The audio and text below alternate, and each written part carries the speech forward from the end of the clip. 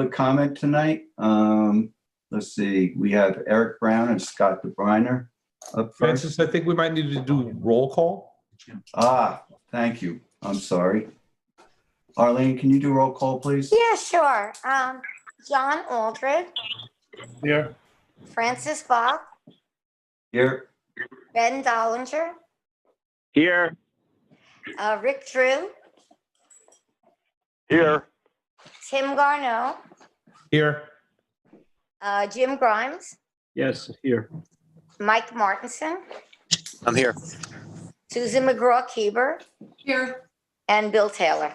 Here. Okay, did I get everyone? Thank you. Okay. Eric, could you hold 1 second, please? Yeah, of course, Francis. Sure, no problem. Okay.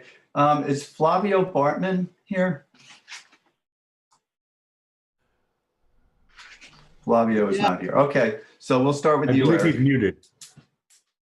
I believe Flavio is muted. Yes, There we go. Francis, I'm here. Oh, okay. So I'm we'll start with you. under an alias. I'm 19172. I see that. How are you? I'm very good. You wanted to address the board tonight about your situation on the Trustee Road? Sure. I thank you guys all for the opportunity to do that. I hope I'm joined by two neighbors of mine, Yes, I'm one of them. Widrick and Glenn. Glenn Kistler is there. Yes. So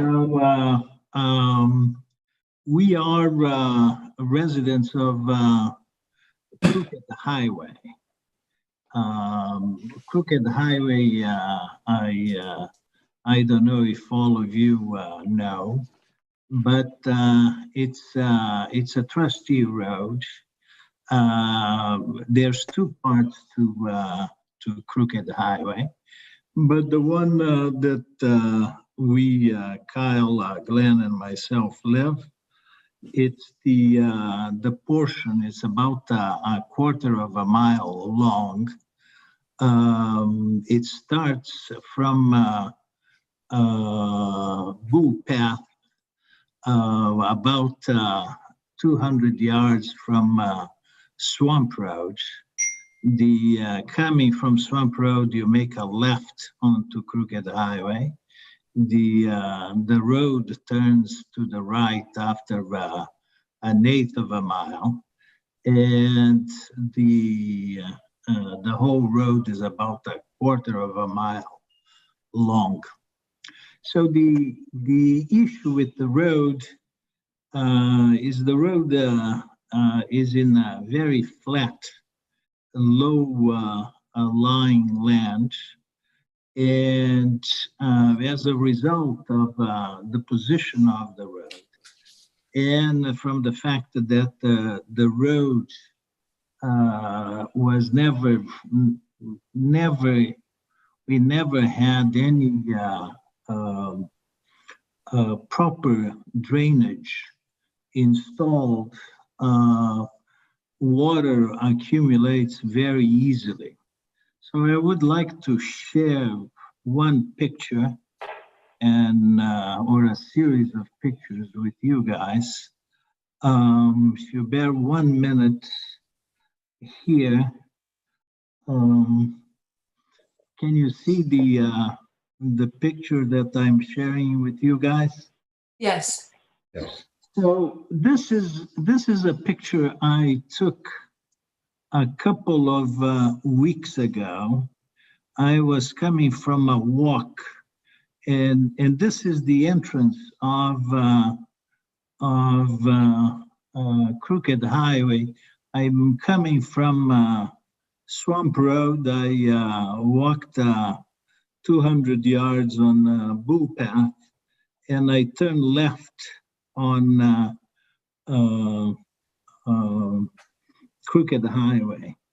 And that is the condition of the roads. So And perhaps Kyle, I don't know if you have you could share the pictures. Kyle took a few pictures from the car. I do. Yeah, do you want me to share those pictures? Yes, that probably would be helpful. So the condition of the road is such that even with a very this is the first this is the entrance of the road. This is a little bit further down, and it continues. So the condition of the road makes the access to our property, our properties, very difficult when we are driving, and it makes it fairly, I would say, very unpleasant when we are on foot. The road has been, we had 2 houses built in the last couple of years in the area, in the street. So the road has been resurfaced twice in the last 2 years. And so the last time was about 8 months ago. And this is the condition we have to deal with. Hey, Flavio, this is Jim Grimes. When you say the road was resurfaced a couple times, was that the bluestone gravel that we saw in your picture there? Yes. Okay. The blue stone gravel, and I think they mixed the gravel with some oil. I just say one thing, Flavio? Yes. Up 1 second. It was the builder who fixed the road. It wasn't the town or the trustees. No, I understand At it. the builder's expense. No, I understand that, but I hope it wasn't. I hope you didn't do an oil and stone surface. It didn't look like that was what was done there. I don't know the details. Yeah. Okay, but you know. Hey, Flavio. Oh, yeah. Jim, go ahead. When you're done, I'd like to say something. All right. Okay, guys, typically on most of, I don't know whether you've looked at your easements that you have with the trustees. Most of the easements put the maintenance of your access is your responsibility. Mm-hmm. Looking at the pictures, it would appear that the issue is you've got these low spots, you've got a fairly flat road. The thing that probably should be done there is the road should be built up a bit and crowned and get the water to run off on either side instead of pooling in the middle, which is going on right now. And I don't think we typically don't allow you to pave, okay, to do an asphalt or oil and stone surface. So, and I'm kind of doubting that a builder would have taken it upon themselves to do that. But clearly there's more that needs to be done here than just what has been done. But understand that the trustees typically do not get involved in improving the road. Yes, I understand you guys don't have a budget, but and Glenn, myself, Kyle, and our neighbors, we understand that we would have to take the lead in improving the road. But I think the improvement of the road, we have to, implement or install proper drainage in the roads, and we have to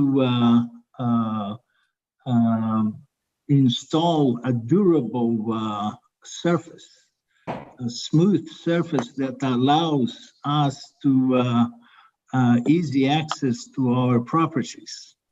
I think that just redoing with loose gravel, I actually agree with you, Flavio. I don't think that's the solution here because, simply throwing gravel on a surface that base really isn't going to accomplish what you're trying to do. But before we talk about spending money, your money or our money or anybody's money on drainage structures, we probably should do is look at the situation and see what can be accomplished via grading and adjustment of some of the grades there. And you may be able to solve your problem to a degree that everybody's happy with it without expending too much money. No, I I would, understand. Jim, this is Rick. I'd like to say something. I agree. I think an incremental approach, do a little grading, a little improvement, work together, make sure there's a buy-in from the whole neighborhood so that we don't have 2 or 3 different parties coming forward. I don't know if you guys have thought about a small neighborhood association or something that can be the common voice, or if you guys are now the common voice, that's great. So I just think it's important to make sure that everyone's involved and, that there's kind of a shorter term plan to kind of relieve the pain a little bit now and then, take the time to, do a formal approach if it's a bigger project. Thank you. No, I have a question to ask just quickly. Would this also be, the crowned roads is a very good idea that Jim has, but would also dry wells be of assistance in this matter, Jim? Well, that would see before you committed to dry wells, the first thing you need to do is look at the situation and recognize whether you actually need dry wells, because the functionality of the dry wells is really going to depend on the drainage of the subsoils there. If you have a situation where it's clay lenses and things like that, what's going to happen is you have full capacity to this drainage, and you can find yourself spending a lot of money and getting very little return for it. So that's why I would personally, I think it might be worth looking at and sort of exploring the ability to do some channeling along the edge of the road, or that to convey this water out of the driving surface before you go and ask anybody gets involved in saying, listen, I need dry wells. If you ask somebody that's in the business of selling dry wells, I think you're gonna get an answer that you need them. But I just mentioned them because I know they're quite effective on properties. Yeah. Can I ask you gentlemen a question?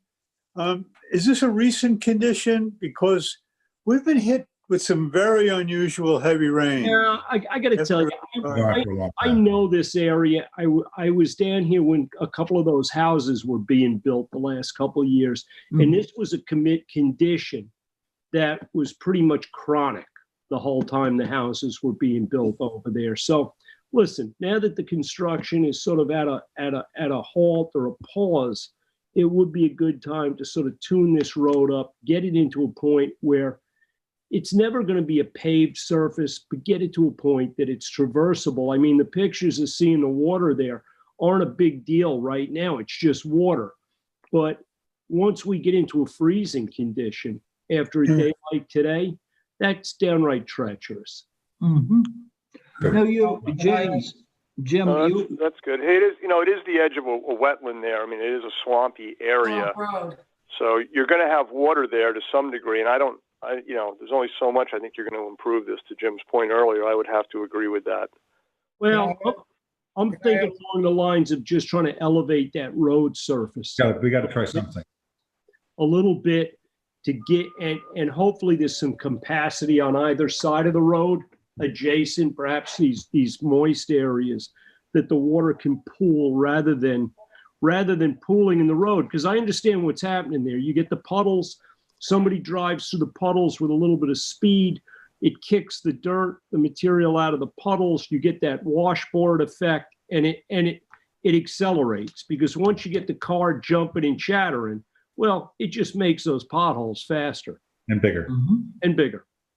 Can I ask how many residences along the road use the road, and how many undeveloped properties may be developed in the future that may use the road in the future, if you know that information? There's 5 houses. One, two. There's 7 houses. Right, there's 4 houses past where Kyle's Street. Kyle's the first left. There's seven Two houses altogether after, in the but there's road. no more development, and there's two before it. We have Flavio's house. You have, I don't know the guy's name on the left, Flavio, do you? No, first I one. don't know. That's a house, and then Kyle's house has, and then there's adjacent to Kyle's house, there's a 4-acre parcel, which I don't know if it's for sale or not, I have no idea. And then past Kyle Street, where those big potholes were, to the right, somebody pointed out that it's a wetland over there, which it is. It's a 2-acre wet reserve. That when the builders were there, they had to put up this big echo barrier the entire length of the road. And then there's my house, and then 3 others. Yes, yeah, so 7 total developed houses, of which all 7 are talking to each other, all agree that the road needs to be improved. So I don't see any issue with getting consensus. There's 1 lot next to my lot that's vacant, and I met with the landowner. He has no, plans to date to develop the property. So really, the construction that has been done seems to be done, and the goal of the 7 would be to, improve the road in the short term. So are you saying there are 8 properties, 7 developed and 1 undeveloped? Correct. The 8th is a piece of land. I met with the owner. His family's been out here for many generations. He doesn't plan at this point to develop, but it's sitting currently as just open land. Okay, thanks. As a member of the roads committee, this is Rick. I think it would be nice to see a letter of intent to improve, naming your neighborhood members, kind of introducing you to the trustees.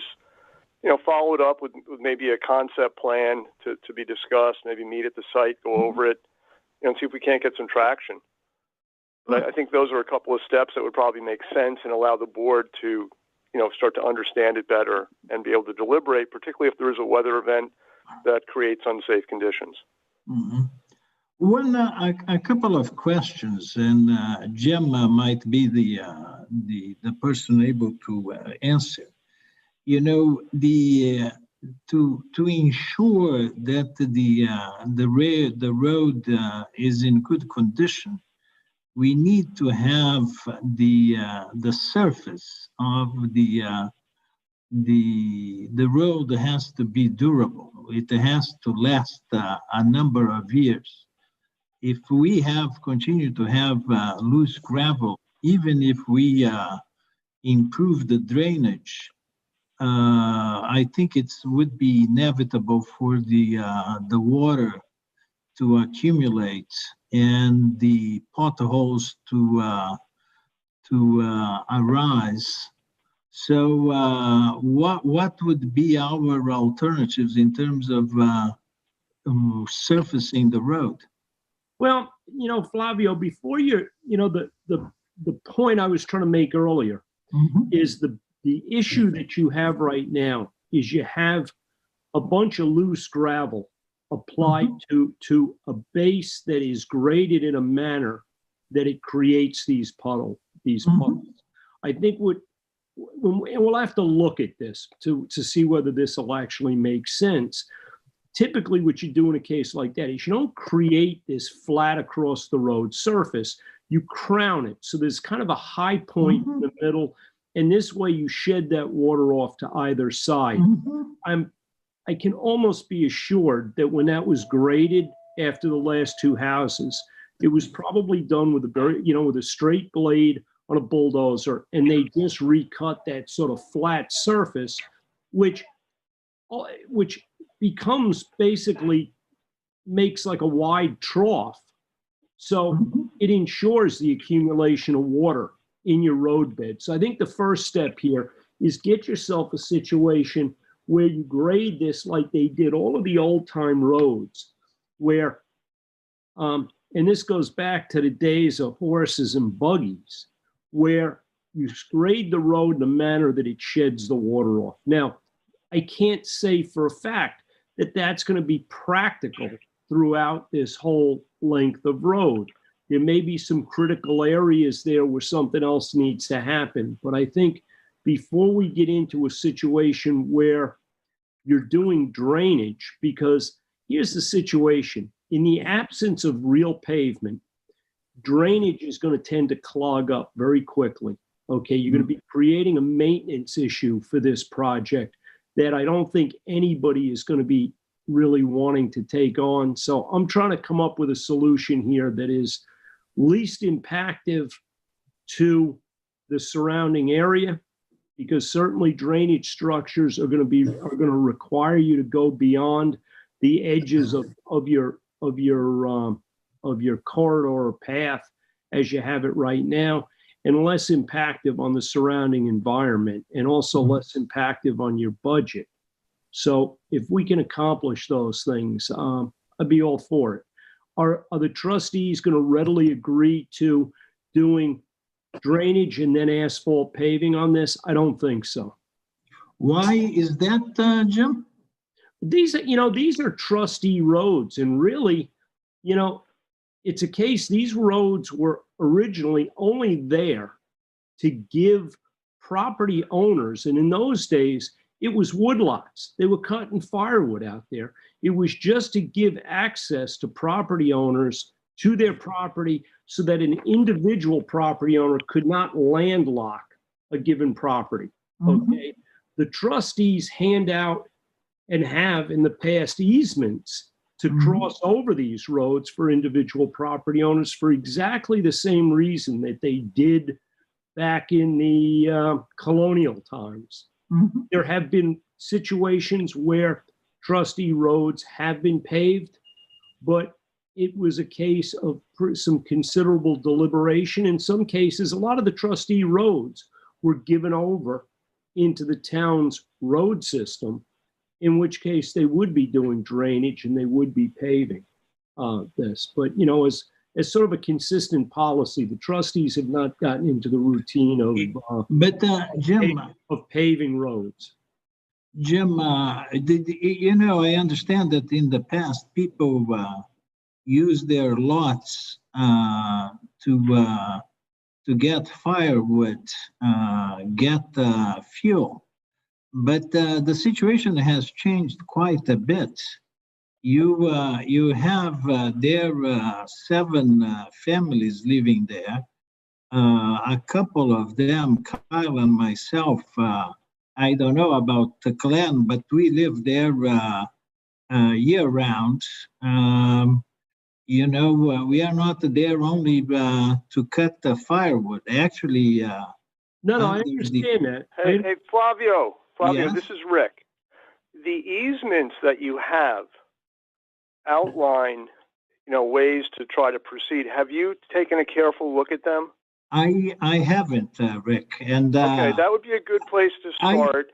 And you have to understand that the easements are a big benefit to your community.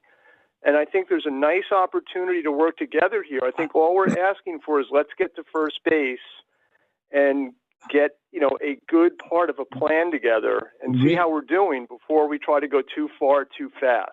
Rick, that's a very big project that you're referring to, and I don't think it's something that, we are comfortable with going, from 0 to that point. Rick, I hear you. I'm not trying to go too fast. I'm just trying to do what is right for us and for the community. Right, and I think we've made some progress tonight, and I think we should agree to try to get to that goal and then continue the discussion. So I have a question for you. I have a question too. Where can I find the documentation related to the easements? You should have that in your closing package when you bought your house. That should be part of your closing package. It was not part that provides you with ingress and egress to your property. Without that, you don't have legitimate access to your property. But I don't have a copy of that easement. Okay, well, we'll see if we can maybe get one. We'll have to look. We can work together on that maybe. Everyone in the group that you're referring to should have an easement as part of their homeowner package. It's very important. May I interrupt for 1 second? May I add something to this for a moment, Flavio? In your closing contract from your attorney, if you still are in touch with him or her, in the title report, the easements would be present for all of you who own a home in that area. So that would be in your contract of sale, and it's a title report from whomever ensures that your property indeed had no encumbrances on it. So that, if I would suggest contacting your closing attorney. And Susan, I will do that. I'll review the documents. This was done 20 years ago. When Kyle, you're a more recent addition, you might have better access to that document. But we'll look at the documents. And as you said, Rick, I think this discussion here is a very good start. We greatly appreciate the opportunity of getting to know you guys. Over time, we will have a better understanding of what are the principles that guide your the strategy and the behavior. The trustees, we like the area. We are all intent on preserving the character of the area, but at the same time, we want to have easier access, something that makes life a little bit more pleasant around there. mm-hmm. No, it sounds good. Send the email with the letter of intent, a basic concept plan for phase one, and let's get together. Sure. Great. All right. We'll Okay. we'll work on I have a that. quick question for you, Okay. Yeah. Rick. Hey, can I ask you to at least consider giving us a quick fix to put down some gravel for us or something? We have no resources whatsoever to put down some gravel over there just to get us through the winter. And excuse me, and then in the spring we can look at doing it properly, but just for a quick fix for the winter because the potholes are huge, they're Well, very big. You So if we could just get a quick fix out of you guys, I'd at least consider it. You don't have to give me an answer now, but if you could help us out for the winter, at least it would. I'm sure the group would really appreciate it. Shouldn't you talk to the highway department about that? No, you can't, because you know what? This is not part of the town highway No, system. but I mean, the town board could possibly give Hey, emergency status. I don't want to be the bad guy here, but I think if you look up your easements, most of these easements, the ones that I've seen, in exchange for giving access across that land, one of the conditions is that the maintenance and accessibility is borne by the property. Adjacent lots. Which I understand, but we have no resources at this time. It's the winter. We have no resources. If you guys have a dump truck and you can swing by for an hour, I don't think, I'm just asking for a quick fix. Yeah. If you can help us out. This great. If is not, Rick. we can deal with it. Yeah, this is Rick. I'm sorry. As a board, we don't have maintenance facilities at our disposal. So All if you wanted to meet over there and say, look, we'd like to fill in these 20 potholes and it's going to cost $5,000, we're going to come up with this, we're going to pay for it and do this, emergency repair to the road, that's certainly something we can support, given that it's a good plan. And I'm happy to meet with you over there this Saturday if you want to talk about something like that and then have the second step and then the bigger step. So, Good. if that's what you guys need to do, we certainly want to help you have a safe road. So No, we appreciate that. I'm available to meet Rick's, this weekend if you guys want to meet. we have Rick, contact info, Rick? let's meet on Saturday. Kyle, are you going to be around? Yeah, I'll be here. I can meet as well, Flavio. And Glenn, are you going to be around on Saturday? I'm not sure at this moment. Okay, but Kyle and I will be there. Rick, if you could send me your email, let's arrange, Yes, let's meet, and Sure. let's start. All right, I'll get it together with Arlene, our secretary, and Thank you, we'll Rick. We connect appreciate it. before Saturday and make an appointment time. Very good. All right. Perfect. Okay. I'll buy you a beer, Rick. Thank you very much. All right, I look forward to seeing you Saturday. All right. Very good. Okay, thank you, guys. Appreciate the time. Thank you very much. Thanks. All right. Have a good night. Have a good evening. Thanks. All right, Francis? Eric Brown, thank you Francis? for holding. Yes, Francis, if I may yes, just Matt. intrude here just for a moment, may I test Sure. the phones, please? It'll take all of about Sure. 30 seconds. Okay.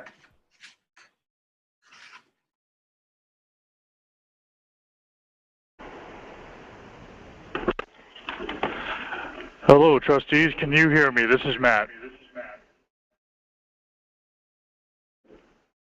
Trustees? Hello, trustees. We can hear. You can hear me?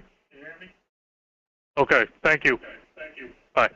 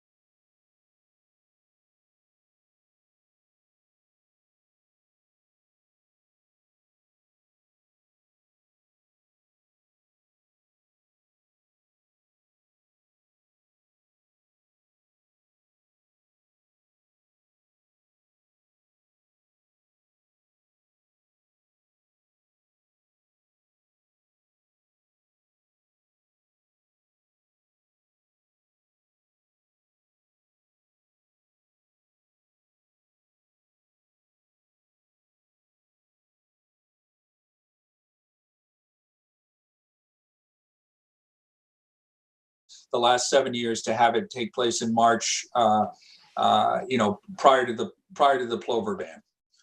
The proposal, I'm sorry, Scott. that's fine, that's fine.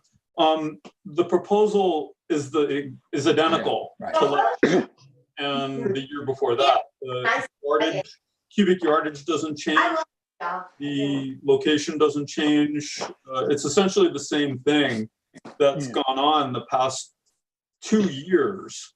So we're asking for a renewal. Actually, the trustees have either approved this action or renewed this action 7 out of the last 10 years. So we're coming before Here we are you tonight just to ask for another renewal of what has taken place. It's almost a maintenance action. It is. I think last year we were able to approve it quite quickly. I don't see why we can't do the same thing this year. I agree with Bill. If for some of the newer board members, this actually is a condition of the original permits on the revetments here that they be maintained, covered, and be vegetated. So this isn't some gift we're giving these people. It's allowing them to stay in compliance with their original permit. So that said, I would like to make a motion to approve this. I totally agree. I'd just like to add to this. I spoke with Scott today, and for the record, these are pictures of the Rayner property, and I thought it would be very impressive to see what has happened to the property without the nourishment. And it's obviously desperately in need of having it. And also as trustees, since we are the stewards of Public Beach, I think we should absolutely continue the maintenance of the beach oceanfront to preserve that public access along the way. I was just there a few days ago looking at something else at Georgica Pond, and noted that this is, pretty severe situation. There are, if anyone is interested in the documents below, I've printed some out, and I can certainly leave them in the pretty much. in the office, but I think it's pretty self-explanatory that this does need to be maintained, and it's for the betterment of the entire beachfront for everyone concerned. So I just wanted everyone to see it. Yeah, this is about the condition it was in last year, guys, before you guys approved the, last year's permit. Do you have the photos that I sent to you, the as-built from last spring? Yes, we do, Scott. And the only question I have, Eric and Scott, is I think last year there was the question, and this came back 2 years ago, is are you going to add the sand fencing at the toe of the restoration? Sure. In fact, I think we did last year, didn't we? Yeah, there was sand You fencing. did, but I think. Oh, yeah. Yeah, sure, no, sure. yes, of course, yeah. It's the exact same proposal as Josh Okay, last year. perfect. That's Jim, what- anything we can do to keep an extra teaspoon of sand there a day longer, we're going to do. So absolutely, yes. All right. And can we, for the public's purposes, discuss, just let them know where the sand comes from? So it's the origin of the sand that will be placed on the beach for the renourishment? So Pat Bistrian is, as he did last year, is going to do this project. I believe, correct me if I'm wrong, guys, but I think, isn't he handling the dredging out of Georgia this year? Okay. Yes, he is. The source of the sand is going to be part of the dredging that's going to be going on in January and February. Okay, so our only concern, as everyone will remember, we had a little bit of a bump in the road 2 years ago with the sand that came out of Georgia. At that point, everyone seems to agree that the sand will be a different. Well, how should I put it? It will be more compatible. More with the compatible, beach. right? Exactly. So that's what Mrs. Rayner very much wants to have. Georgia sand there, and certainly if we can do it and make it work, that would be the source. Otherwise, it would be, Pat providing the sand from the same sorts of compatible sand that he stored at his yard that we used last year. Yeah, no, I think I'm confident he'll be able to get clean material out of there, and we'll be meeting in the next few weeks to basically go over the Okay. That's reasonable to us. Yeah. So the preference by the client and Scott and myself would be to use Georgia sand if we can. Well, and that's honestly, guys, that's going to be between you and Pat Bistrian. Right. But I'm sure that the client and or you as representative are going to be welcome to come down and inspect dewatering pile and kind of pick your sand a little like you pick a Christmas tree. Excellent. Jim, here's a question for you. I don't know the answer to this. When will that dredging actually begin? That we try not to impart too many restrictions on the contractor, because Scott, that if we do that dredging too early, your property owners are not going to be ready for that material, nor are going to want it. And the DEC does not want that material stockpiled on the beach. So I think the answer to your question is this is going to go like every other year, with the goal of completing this before the piping plovers show up. But it's going to be very close to that time. We're not going to, nobody wants to do this work too early in the season. Right. And lose it. And we know that has happened in the past to you guys. Okay. All right. The only reason I asked when the dredging would begin is because we would probably like to see what the quality is before. Sure. Scott, this goes on for weeks. Yeah, I know. There's going to be, if you want, I can notify your office, when the contractor's commencing, or being that he's your contractor. Yeah, right. Yeah, exactly. I'm sure Patrick can reach out to you. We'll be in touch with Pat. Yeah. Jim, we just get skitsy because it becomes a very close thing. We try and coordinate everything. There's times to finish the planting. Kind of tight. Yeah, but that's okay.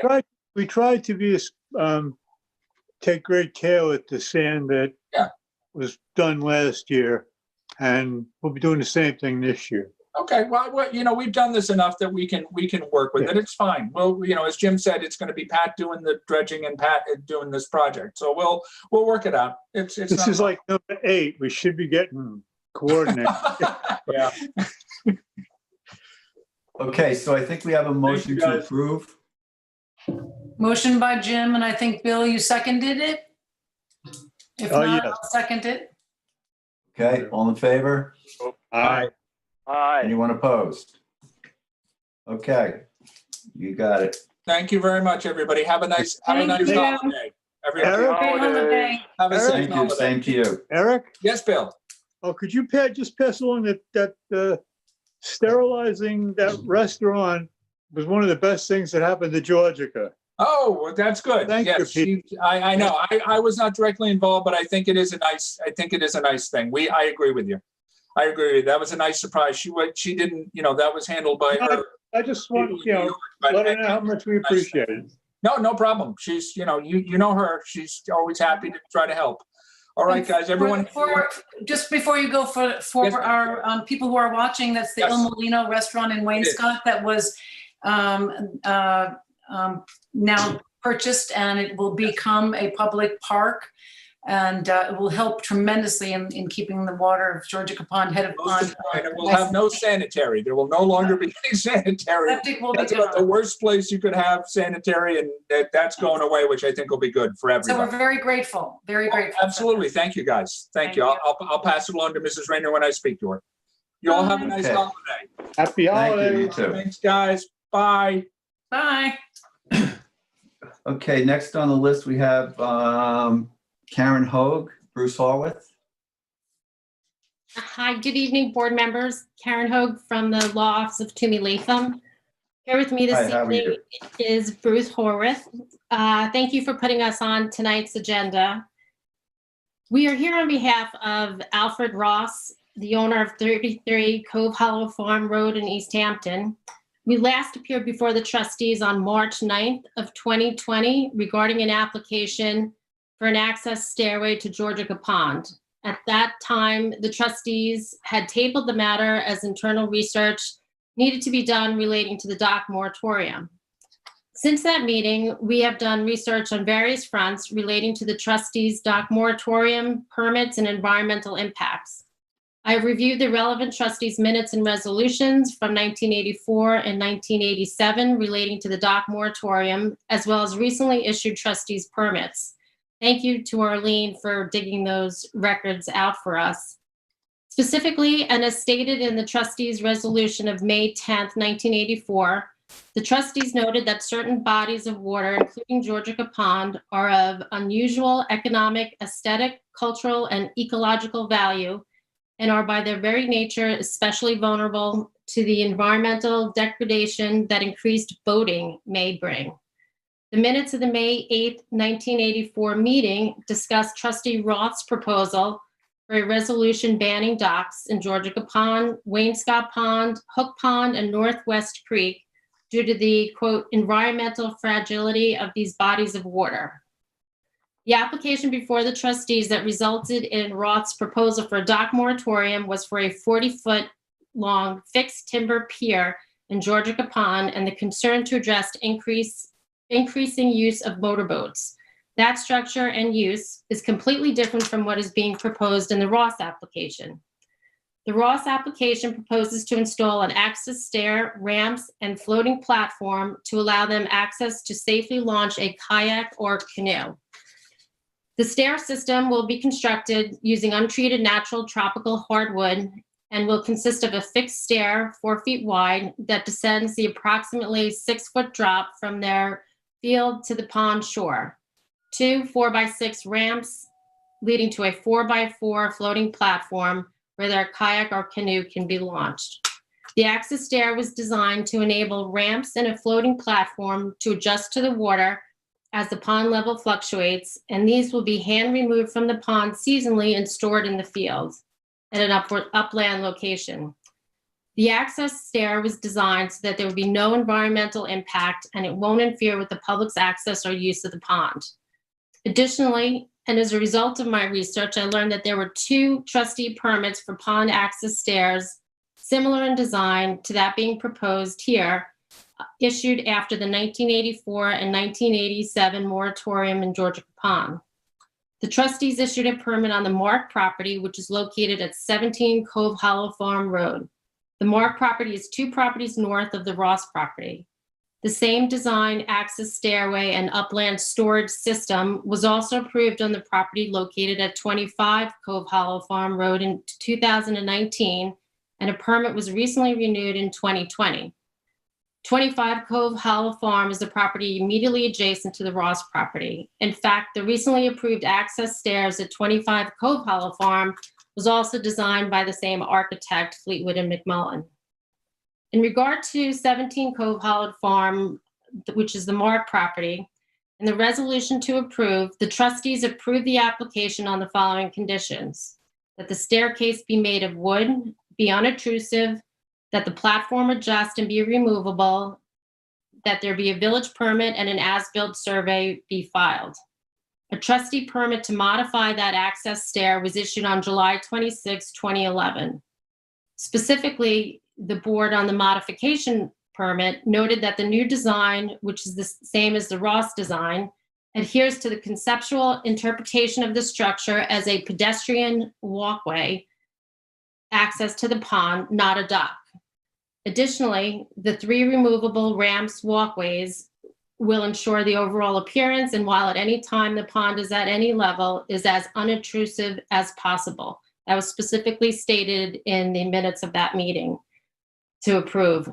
In regard to 25 Cove Hollow Farm, as recently as 2019, the trustees approved an access walkway, which was 2019 trustee permit GP number 4, subject to an East Hampton Village permit and New York State DEC permit. Other conditions included notification of start and completion of the project, and if Georgia Pond be used as access to the project site, it shall be left in the same condition as completion, no treated material, an as-built survey, and submission of color photographs at the start and end of completion. The trustees renewed this permit on June 8th of 2020 as GP number 1-20. The subject property at 33 Cove Hollow Farm received a New York State DEC permit on May 1st, 2020, and we know that we have to go before the village for a permit. We would agree to the same conditions of approval should the board be inclined to vote to approve this application as those stated in the approval for 25 Cove Hollow Farm.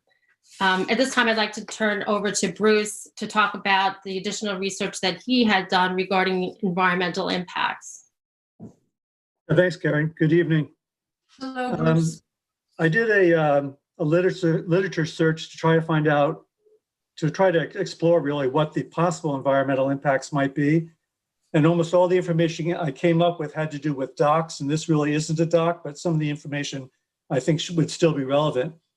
In particular, I came across 2 meta studies. These are studies that basically pull together review papers, maybe a dozen of those, as well as workshops.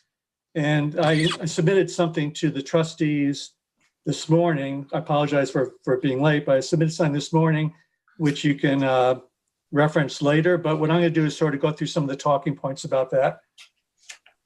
The first, I guess, would be the main concern is that the proposed activity should not impair the wetland's ability to provide ecosystem services. Things such as marine food production, wildlife habitat, flood and hurricane storm control, cleansing of ecosystems, absorption of silt and organic material, that type of thing. And the second side of it is that some of the studies also talked about making sure that whatever was being put in place didn't impair recreation, education, research, open space, aesthetic appreciation, basically public access concerns. Most of the studies singled out the construction phase for special attention. And here it's important to remember that the client's request tonight is very different from most of the things that I came across in the studies, which were larger docks, permanent structures meant to be able to accommodate boats. Karen just went through what the clients are asking for, so I won't go over that again, other than to point out that only of the 6 posts that are being proposed to allow this thing to operate, only 2 of those actually are in contact with the pond. All the materials are hardwoods, which are not known to produce any harmful leachates or fouling compounds that would have negative impacts on marine life. So in my opinion, there'd be minimal disruption to the environment from the construction and no reason to suspect that there'd be any negative impacts on the land or marine wildlife. So then the other side of it is that once the structure is installed, the concerns, at least for the studies I looked at, the concerns focused on the possible impacts on vegetation because of shading and also the possible impacts from the boating itself. In terms of the shading, the studies looked at docks, which included many variables that would not apply to the applicant's proposal tonight. For example, they talked about low light levels impacting marsh grasses more than, for example, submerged aquatic vegetation. But in the applicant's site, which I've been familiar with now for about 4 or 5 years from doing other work over there, in the applicant's site, there is really no marsh grass, and there's very little, if any, submerged aquatic vegetation. In addition, the platform that they're going to be using will be made of light well, not material, but the construction itself is designed so that there's lights allowed to penetrate it. In addition to that, the whole everything that's into the pond will be removed seasonally and stored up on the upland area. In terms of boating, studies have pointed out that there's inability, obviously, of light to penetrate through the boats, but more importantly, there's also stirring of the bottom sediments by the propellers in their wakes. But none of these issues arise, obviously, in terms of what's being proposed tonight, which is a structure which would accommodate kayaks and canoes. So basically, in conclusion, I mean, this hasn't been exhaustive, but in conclusion, I think that what's being proposed is reasonable. It's sort of the minimum that would be the minimum that you can do in order to be able to get down from the upland area down into the pond level and to be able to access a kayak or canoe.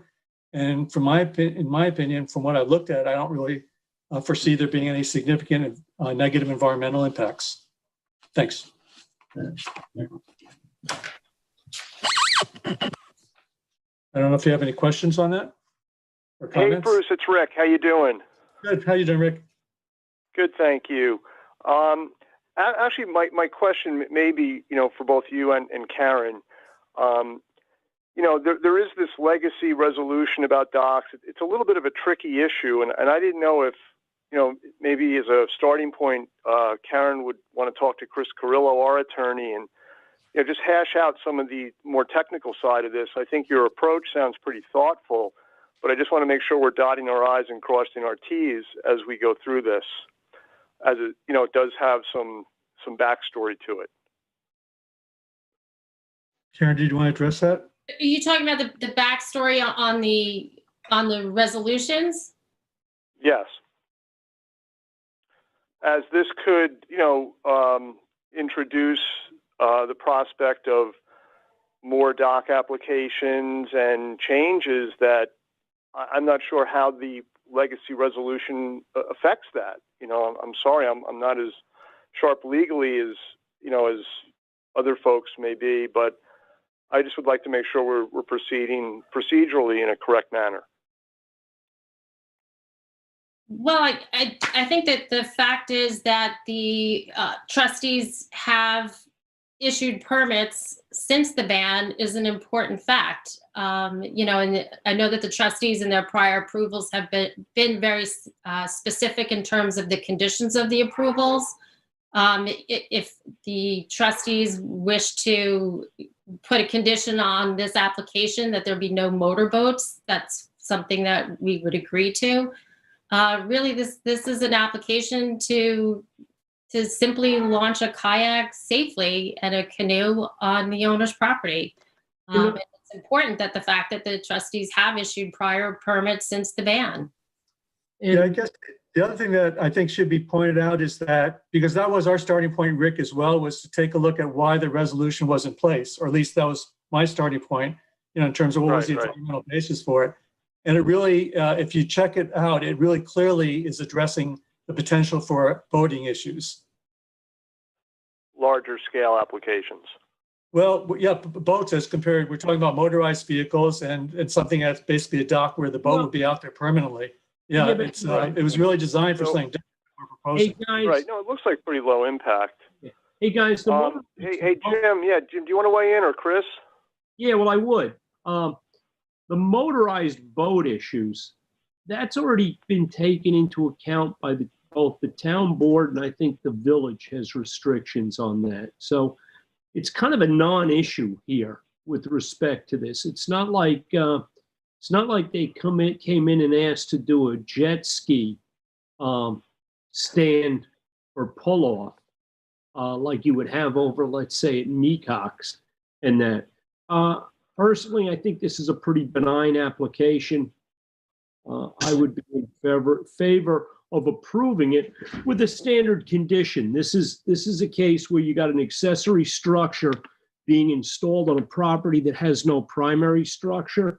The applicant seems to be aware of the fact they will have to go back to the village and in all likelihood will need a variance for this project. And any permit that may be issued by this board should be conditioned as such. Hey, Rick and Jim, it's Chris. And I just want to follow up Jim's comments there. Yeah, one, I would agree with what Jim is stating regarding the approval by the village board. But I think what your question, Rick, really goes to a broader question and discussion that the trustees should probably have, because what you're seeing is a situation where through the previous applications and trustee approvals, there really is sort of this carved out narrow exception to the no docks where these platforms and stairways have been agreed to and permitted. So the broader question that I think you would want to bring up is, are these the type of things that you want to allow going forward? And if not, then the trustees need to get together and cancel out that sort of narrow exception and redo the resolution and the language to prohibit any type of walkway, stairway, dock, platform, whatever you want to call it in the future. But as it stands right now, this one seems, well within what the trustees have agreed to previously, and seems to be the least impactful, project. So that's kind of my thoughts on that. Thank you, Chris. What about the fact that they can't do this without a variance? I mean, should we be weighing in on this before that's decided? I mean, right now it's not an allowable structure, if I understand this correctly.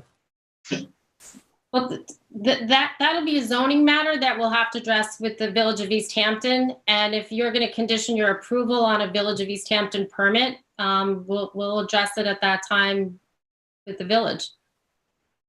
Yep, and I would agree with that as well, John.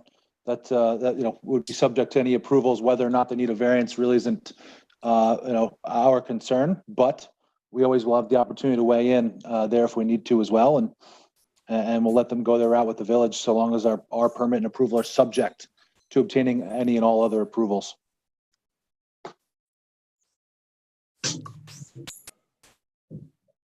Hey, Bruce, how are the Phragmites doing over there? That's one of probably the most successful site we've done anything. It's, because that sharp drop down to the water level, when the pond came up, it completely covered the Phragmites that was cut, and there's almost no Phragmites there now. Great. Hey, Bruce. Nice work over there. It's good to see the cooperation. Yeah. Hey, Bruce, this is an aside. It has nothing to do with this application. But Bruce, is there any plans for introducing some new emergent species and or shoreline species over there to assist in the buffer? Now that you've basically taken the Phragmites out of the system, which were, even though they're an invasive plant, was working as a buffer, is there any plans to try and introduce some native species here that would be tolerant of these conditions? Yeah, there is. In fact, there's two properties where we had to get a DEC modification in order to, in the case of the property across the way, Janet Ross, the Phragmites had been controlled 2 years ago, more or less controlled, but we did not have a permit to go in and do the planting. So I got a modification or an amendment to that permit to allow that. Unfortunately, they were not able to get in and do that over the past year because of COVID and pond level issues and whatnot. So the plan is still to do that. We have sort of a design that's going to try out about a half dozen different species running perpendicular to the shoreline, so we get to see how they do at varying water depths over time. And hopefully that'll become sort of a template for what we could do elsewhere. The other place I was looking at is next door to Janet Gallo's property, is where the Gallo property has been planted out pretty extensively. But I know there's some issues with that, and I have not seen the data about what's been tried and what's worked. But we'll try to work with them as well to figure out what's going to grow in Georgia in those areas. And Jim, of course, your input's welcome on that. All right.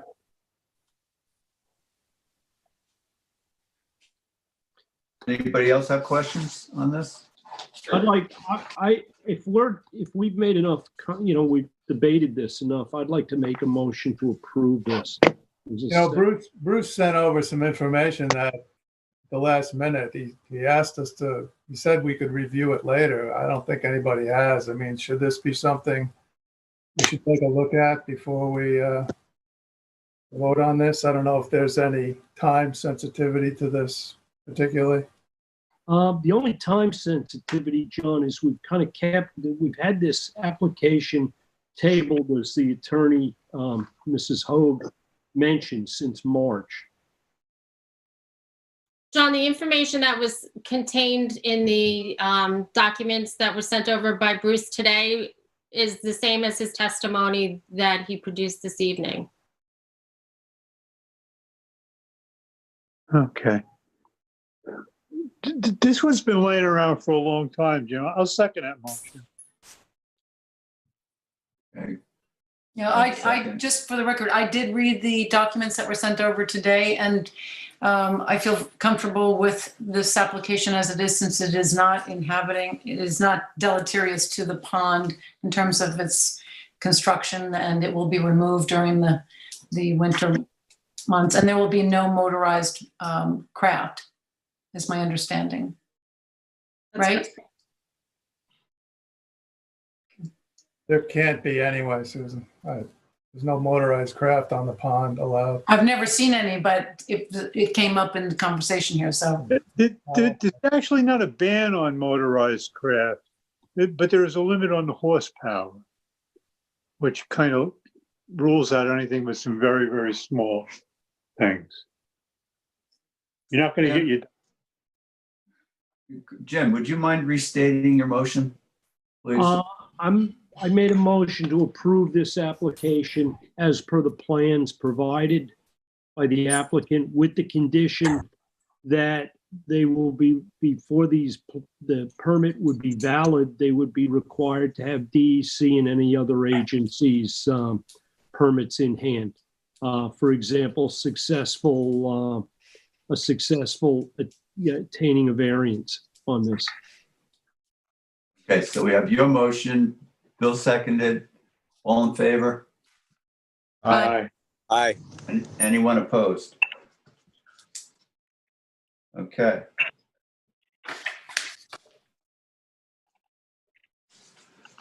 Thank you, everybody. Welcome, Karen. Thank you very much. Have a lovely holiday. Good to see you. You too. Happy holidays. I have a nice new birdhouse, Bruce. Beautiful. Thanks, everybody. Good night. Okay, have a good holiday, Bruce. All right, next we have Madeline Nabalis and Tyler Armstrong. Are either of them waiting on the sideline? I think they, I got a note from Arlene. I believe they added this. Postpone? Yeah, I think the owner had an emergency and they've asked to be Table. until January. Okay. All right. Hey, guys, you know who we did? I did have a conversation with. We do have under roads, we have 163 Atlantic Avenue, and I believe John Tarbert should be on the line right now if he got the appropriate warnings. So maybe we could deal with that before we move on to new business.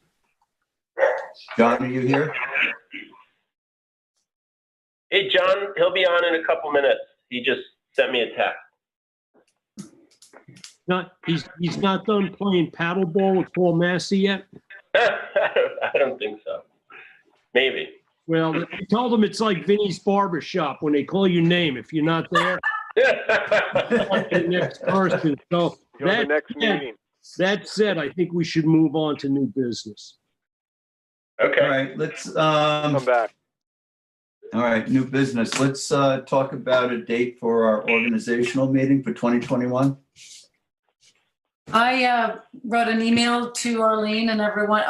Anytime for me is good. January 4th is a Monday, and I said I'm free and available. So that would be the first open Monday after the holiday, if everyone else is Do we have ready. any other proposals? Or how does that work for the rest of the board? That's fine with me. Yeah, I don't have a problem with that.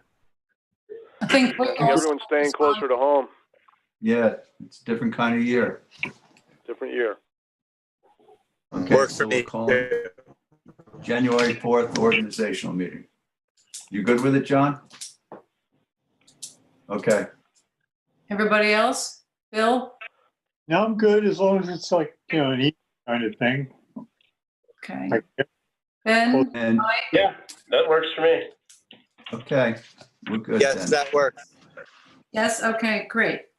And we're going All to right, have so- it at our regular time. 6:30? I think we should do that, yes. Okay. And while we're at it, we do have one more meeting scheduled for this month on the 28th. Do we want to cancel that or move forward with it? Do you want to evaluate how much business we have, Francis, on the agenda? We'll wait till the end of the meeting then. If we could wait, I think it would be nice if we could actually have the day available to us in the event something comes up that requires a meeting. Yeah, let's keep it open. Okay. What are the rules on canceling a meeting? Do you know, Chris? You don't have a quorum, you don't have a meeting. You have to have a meeting to decide whether or not you should have the meeting. Actually, the meeting was never scheduled. It is not on our schedule. So if we want to add a meeting for the 28th, we can. In last January's organizational meeting, we only approved through this meeting.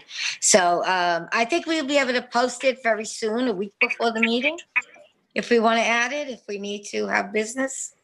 Okay, so at this point, it would be a special meeting. Okay.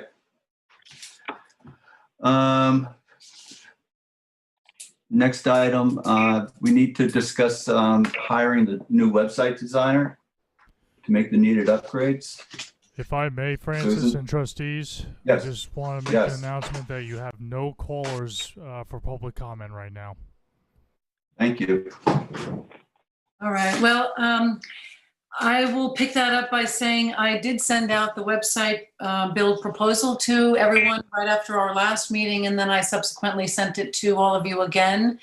I sent all the pictures for each one of the trustees to show that we have them all. I did manage to get everything from the campaign.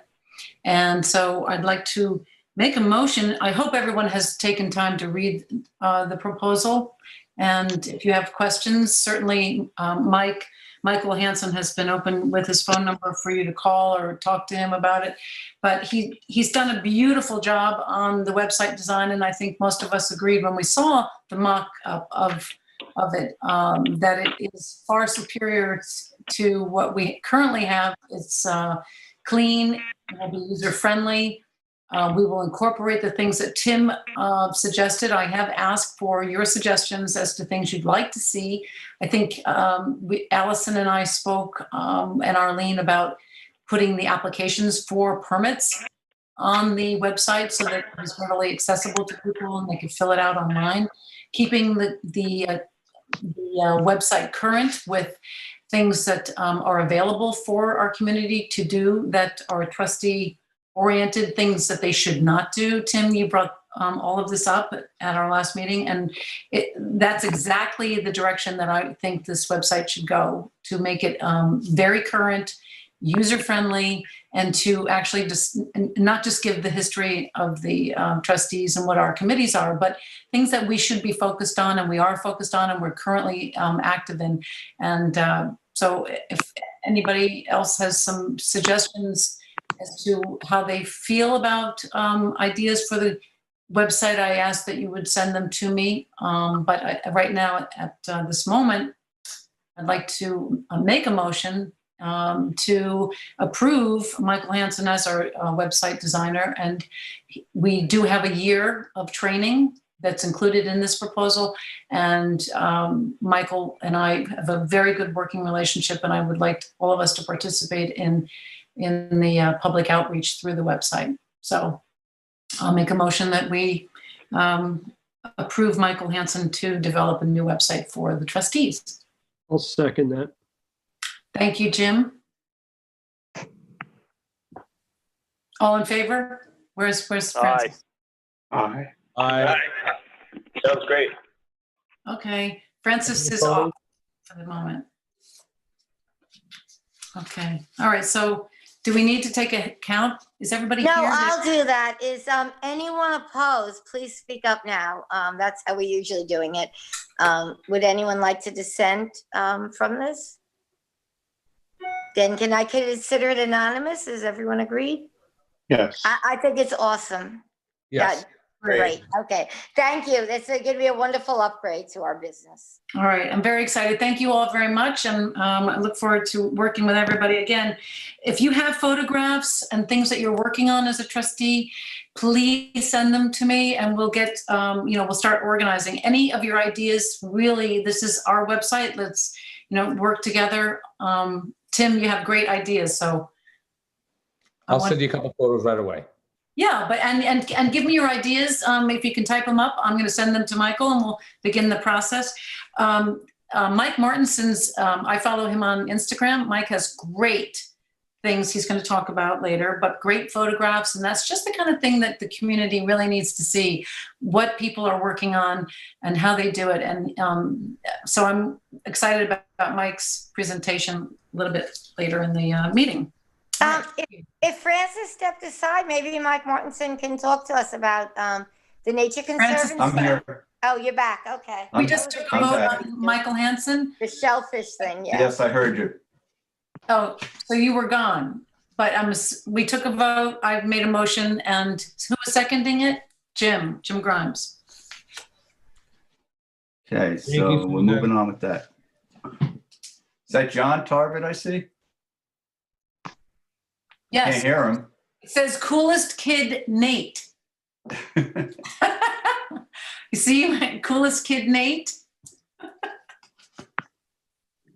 We can't hear you.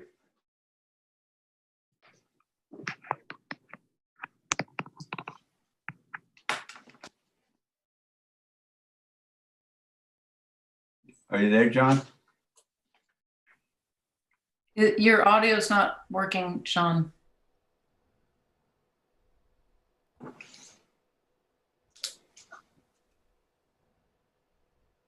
Can't hear you.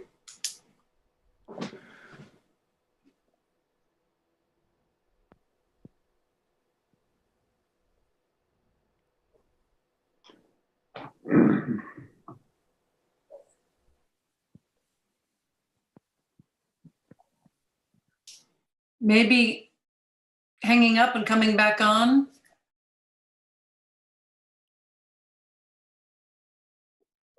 Okay. So we'll wait for John to come back. All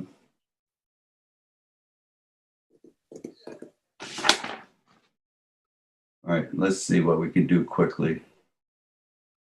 Want to talk about the pump out boat rebuild, Jim? Not really. No, I don't. No, actually, Okay. no. I'll give everybody a quick update. I went up last Wednesday. When did I go? I forget what day I went. I went up to Rhode Island, looked at our boat, went through it in detail with Rich from Marine Boat Builders. We added to the scope of the work. I don't know whether anybody's been following this. When we originally got a quote on the refurbishment there, they gave us a quote with replacing the engine that we have on there now with a new Honda engine.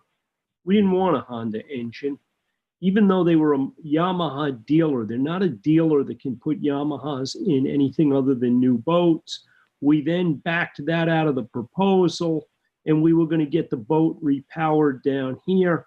We found a solution while I was up there the other day. They were able to buy an engine from a participating dealer and do the install, because my thoughts on this is we're asking for trouble if we take and get all this work done on the boat up there, and then we decide to repower it down here. It was going to be very difficult to basically find out who was responsible for what. But the consequence to this is we went from 44,000 with a Honda engine to 29,000 without a Honda engine, and we're sitting on a quote of 68,000 and change with a Yamaha engine and some other repairs. The only issue I have is the proposal is a little difficult to follow, and there's some things that we discussed that I don't feel show up in the proposal, and I don't know whether they're inclusive in it or not. So I'd like to have some time before I bring this all to you guys to basically level these proposals so that we can get something more in line with what we're looking for. Hey, Jim, do you know when the new boat's going to be delivered? We'll have the new boat. We'll have the new boat for spring. Now, okay, I was speaking with someone at the CCOM in Montauk, and they would like to do a little story on the new boat and maybe get a picture of the 3 Montauk trustees in front of the boat. In front of the new boat? Yeah, just to let the community know about the trustees and the new boat and what's going on. Well, we don't have a new boat to stand in front of just yet. No, but they said when we do get the new boat. Yeah. Okay. Yeah, no, it was a nice trip. I got a chance to walk through their production facility, see how the boats were being made, get some good interaction with their team. And now it comes down to, we're pushing this refurb number up where it's getting close to the cost of buying a new boat. So I've asked for another proposal here, and one in which they give us a trade-in value for our existing boat and a cost on a new boat, and see what the dollar difference is here. Whether that's going to make sense for us, or whether we take and basically pare back the scope of the refurbishment to keep it more in line with what our original budget was. Okay. When do you think we'll get an estimate on the old boat, or what they would trade it in? I actually thought I would be getting that today. I'm going to guess probably by tomorrow. And Ben, as soon as I can put together a package to enter your phone, enter your name. Phone too, right? That's right, John. That's right, John. Yeah, we made a video on that. We made a video of Skaggs Alpha. Yeah, but it's not going to show up. Just yeah, it'll say my name. I know, but forever, if I ever try that again. Just say, hello. I think that's John. Outside interference. Sorry, John, but your audio was on. John, your audio was on. No, it's not 163. There. Okay, keep going, please. Okay. So Ben, to answer your question, as soon as I can put together a package for various alternatives that's understandable by the members, I'll distribute it to everybody, and maybe for the next meeting, we can talk about this and start to make some decisions. We will need to make the decisions in a fairly timely manner, because as much as spring's a long way off, we're expecting work to be done on this boat over the winter. We want to get that in play. Yeah. Have you looked into grant availability for the different proposals? No, Bill, that's your job. Okay. Yeah, that might impact the equation too, Jim. If the supply side on financing goes up with a new boat, maybe it makes it a better deal. Well, that is another question. There was some monies. I know that there's monies we're eligible for on the refurbishment, but we haven't made any applications on that. So. All right, let's table this one until we have more information. Yeah, I'll try and find out what the grant eligibility is. We have to see if there's any reason we can't get 2 grants in the same year. Or maybe one. Sounds good, Bill. Hey, Jim, how badly does the old boat need a brand new repower? year? I was saying, how badly does the old boat need the repower? How many hours on it? What's the lifespan look like on the existing engine? I think my understanding is the existing engine is working okay. But here's the deal, Chris. You lay a boat up, you go through the whole refurbishment process. It's a little like bringing your car in to get a service. And the guy comes back and says, hey, the brakes are pretty worn, but they're not that bad. And because this is a piece of equipment that we're relying on throughout sort of the pumping season, I would feel more comfortable if we know that this thing's gonna need repowering, let's say in the next year. Why are we waiting? Okay, we do it in the off season, because what we did find ourselves in this year is because of the lack of preventative maintenance. We found ourselves having these emergencies over this past season where we were unable to actually provide the service that we were committing to. Hey, Jim, do I have these figures right? It's 44,000 with the Honda. Yep. And 65,000 with the Yamaha. 60. Hold on. I think it's more than that. 68.5. Okay, but that would make the Honda like what, $38,000 or something like that? No, I can jump in. There No. isn't anyone who repairs a Honda or Suzuki in the entire Hamptons. There is no one to So, service them. if we could just back up here for a minute, the value that they're placing on the repower is $24,800. Okay, the $14,700 difference is the expansion and scope of the work that we looked at. But what I'm looking to do is there was things that we discussed, which I'm assuming are in this budget, but are not described. And before I commit to this, I want to go back to this guy and actually wade through this estimate in a little more detail. Are there Yamahas on the state contract? State purchase? Yes, we're able to get government pricing, and I'm sorry, I had stepped away a minute. There is no problem with us applying, as Bill Taylor said. We can try to apply for about $35,000 from the state, and then see what the town's water quality technical advisory will do on the balance. But we can get up to $35,000 from the state. So whatever we spend above that, it won't be that much, and we certainly can ask the town again for that difference.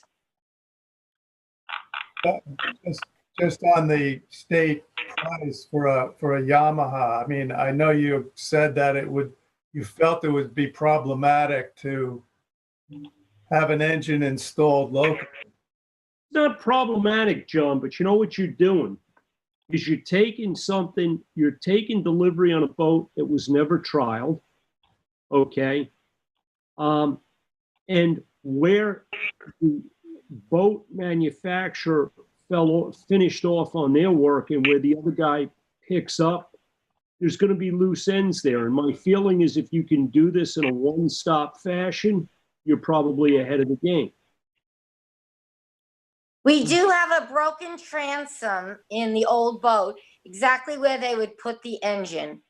So we're removing the old engine and repairing. And Arlene's right, the engine's coming off regardless.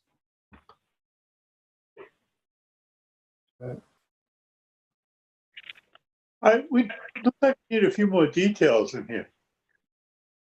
Yeah, no, that's my thought. We could talk it over on the phone in a couple days. Yeah, you know what I'm looking to do, Bill, is get a little better fleshed out proposal here that I can distribute it to everybody. We can look at the basically the proposal that was distributed on the 14th of October, the one that was distributed on the 19th of October, and the one that I got on December 10th. But I have a feeling we're going to be getting yet another proposal because we're going to get. I asked them for, listen, give me a price on a trade-in value on this thing, and let's just for the purposes of being able to make an educated decision, let's find out what the value is in the boat that we have versus buying a brand new boat. And if those numbers are close, we may want to reconsider that as well. And as Bill mentioned earlier, that may make us eligible for a grant that we would not be eligible for on a refurb.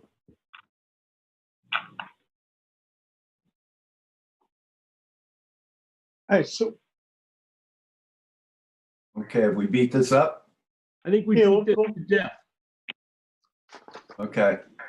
I think John Tarvert's back. Let's see if we can get, you there, John? You guys hear me now? Yes, No. Oh, Yeah. great. there he is.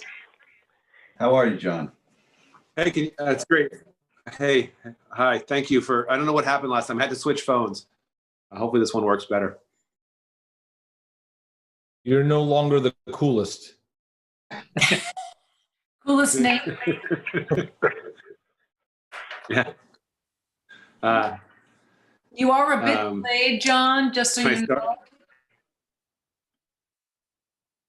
A bit what? You're a bit delayed in your, so we may be a little slow to answer. Okay. You need to like not watch the TV and talk to us through the phone. No problem. So it's 163 Atlantic, and we've been here a few times discussing a request on our part to use the road, the Trustees Road to 169 Atlantic. There's currently a house at 169 Atlantic, and we would like to use just the very first portion of that coming off Atlantic Avenue to access 163 Atlantic. We talked about agreeing to covenants and restrictions to not. Sorry, I had a call. To not park there during construction of the house at 163 Atlantic, as well as covenants and restrictions regarding. Well, I guess it would be up to the trustees whether you wanted us to maintain the portion of the road that we were accessing the property on, or leave it the way it is. I think those were what we discussed last time. Yeah. Well, I think if we're going to grant this, we'd ask you to maintain that section between road edge on Atlantic Avenue and your proposed parking. I think it would be within reason to ask you to make sure that there's a robust buffer between that elevated concrete wall and the access, this access road, so that this isn't an eyesore to the public. And I think those are reasonable requests that I'm sure your client would agree to. Absolutely. Yeah, this is Rick. Hey, John, it's Rick. How you doing? Hey, Rick. I'm doing well. Good. Thank you. So, given the, low nitrogen septic to the front of the house and potentially not adding a second kind of ribbon driveway parallel to the existing roadbed at 160, your neighbor next door, I think it does make sense to try to consider taking access there. And I'm glad that you're bringing up the points on the guidelines for parking and things like that. And have you had a chance to speak with Chris Carrillo, our attorney, on that? And is that something you think you could do so we have a kind of mutual understanding and plan going forward? Absolutely. Yeah. I mean, we look, the road the way it is now is great. If the trustees wanted to improve it, that's fine. I'd be happy to work with Chris. I guess he and I would both need just direction from the trustees regarding whether you want nothing done, something done. Well, in my thoughts is there's no way that you do construction that you don't impact what is really just a moral base road. And I think to maintain the sort of the character of the neighborhood, we'd want to keep it as such. But at the same time, you know, a little earlier in the meeting, we had some folks from Crooked Highway come in. And, you know, the bottom line there, I think probably the core issue is how a builder left the project at the end. I think it's just important that at the end of this project, that access is agreeable to both the trustees and the party that takes access from that road as well. You know, and, you know, that is a public, that is, you know, access to the public. I would hope the other thing is this project something that's intended to be done during sort of the off season?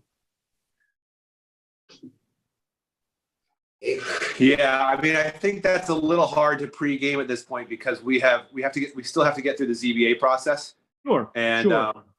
And that may be a condition that the ZBA puts on you. Mm-hmm. Right.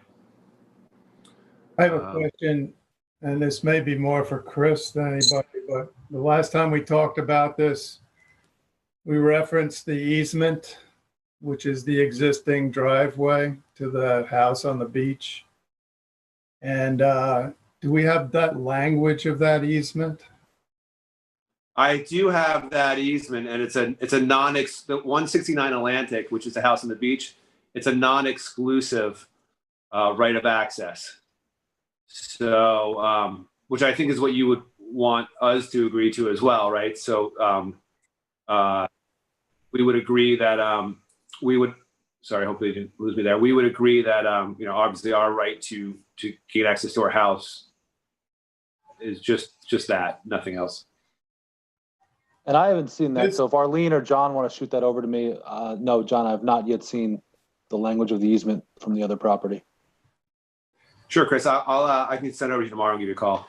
Yeah, and I'd echo what John had to say, trustees. Look, we can tweak the language of the conditions of the easement to protect the trustees in any which way. We you know, ultimately it's got to come from you guys, which conditions and how you want the road left, where we can make that happen. Is this easement, does it have any time limit on it, or is it sort of a forever thing? The one for 169 Atlantic is forever. So in perpetuity from one homeowner to the next and so on. As generally are all easements. Yeah. Do we have other easements that we've granted, and are they also forever easements? Yes. John, Yes. It seems like they are. Chris and I have done some research on this and being involved with the roads committee over the past 4 or 5 years. The language seems pretty consistent throughout. I guess what I'm driving at is I understand trustee roads have traditionally been roads, but my understanding of this particular driveway easement is that it was created as such. It went through a large parcel of trustee-owned land specifically for the house. I'm looking at that as different than a traditional, like a crooked highway or ancient highway or townline road. You know, there's still upland properties, and if you look at Suffolk County tax maps, they show as, you know, town of East Hampton trustees, just as this property does. So it's an existing driveway bed with an existing easement over it with a defined use. It seems reasonable to piggyback on it for the two main points of the low nitrogen septic in the front and not having another ribbon driveway right next to it, which I don't think anyone wants. So yeah. I think we're really leveraging a trustee asset that's already defined. And if it wasn't an existing driveway bed and it was that area right next to the wetland, I'd be thinking a lot harder about this. But it's already been improved. And it's the first section. We haven't heard from the homeowner on the beach yet. it'd be nice if maybe there was some type of reach out to them and get their buy-in on this, or at least their thoughts. And I think it's a better approach than, considering trying to, manipulate the septic system or having another driveway. Yeah. Plus, they're also abandoning the septic system as well, which is a huge benefit. No, I've been down here a couple of times. It looks like that roadway is pretty stable, and it doesn't seem, the soil would probably not be as prone to flood. And I think this is a good idea, and we should support it. Do I we want to agree. make a motion? I agree. I think it's really not that much of, it's not that long, actually. I agree 100%, Bill, and I'd like to make a motion that we approve this. I'll second I'll that. I'll second it. All in favor? Aye. Aye. Anybody opposed? Okay, John, you have your easement. Okay, thank you very much. I'll call you tomorrow, Chris. Yeah, that sounds good, John. Thanks. Okay, guys. Good night. Can I just Thank you. throw something out here? I mean, I understand this is a pretty minor thing, and in this instance, it's not anything to go to the mat about or be all that concerned about. But what I'm not getting in my own mind is, I mean, we've had other conversations in other contexts about not wanting to grant an easement and being insistent that it be a lease instead. That was the only time, John, that we've ever done that was a one time, and it was related to deep water. And it was because it was a project that had a contract that was only a 25-year contract. So it really made no sense to do a lease or an easement in perpetuity when the arrangement that the developer had with PSEG only had a 25-year lifespan. That's why that was not an easement that was going to carry with the land. Yeah, it was a finite term. I know. But I guess if we had a piece of land and somebody came to, and it was nothing on it, no driveway or road or anything, and somebody came and asked us for access through it, would we, one, if they made a good enough case, say yes? And if we said yes, would we want it to be, have a time limit to it? Would we now grant a forever easement across an open, wide open piece of trustee property now? But it's not like that. Hey, John. Hey, John, this is Rick. The question you raise is really, really important. And, the whole premise of the easement system for the trustees is something that I think about a lot, because it's not perhaps the most thoughtful approach the trustees could have taken to managing a lot of their holdings, but it's a system that's well established and we have to some degree inherited. So I think we're trying to, just be responsible stewards of it and make improvements where we can and make sure that it's handled properly. My understanding of, the stewardship of the common lands, if you will, sort of what goes along with that is a use of that common land has a term to it so that it remains common land. Well, the roads are still. Well, roads are. The roads are still common and available, and that's why when we have these discussions with folks, we have to make it clear that they have to maintain access for everyone. They are public, and that's why I've gone and visited almost every road and walked the entire length of the road and understood where there was deer fence encroachments and other things that are part of the responsibility there. But this is a well-defined network that goes from the Southampton line to the Montauk line, and it's still intact, and it has some kind of holes in it, but it's still, functioning. And a lot of these roads do offer access to homeowners. And home ownership right now is a big part of commerce in East Hampton, which is something the trustees have always supported. So as much of a tree hugger as I am also someone that's realistic about local commerce, and I think that is important.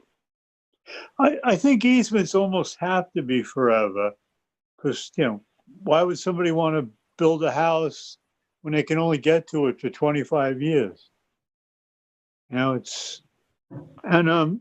This easement is also a non-exclusive, so the public can walk down that road just as often as the homeowner does.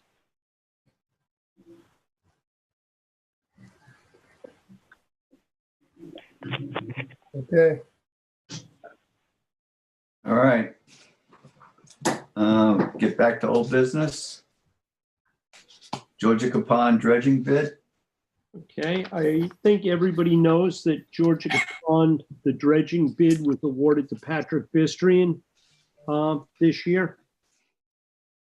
And, we'll look forward to a smooth season dredging. Now, keep in mind, if anybody didn't notice, we are going to be trying to take some of that south bottleneck out of Georgia Cove again this year.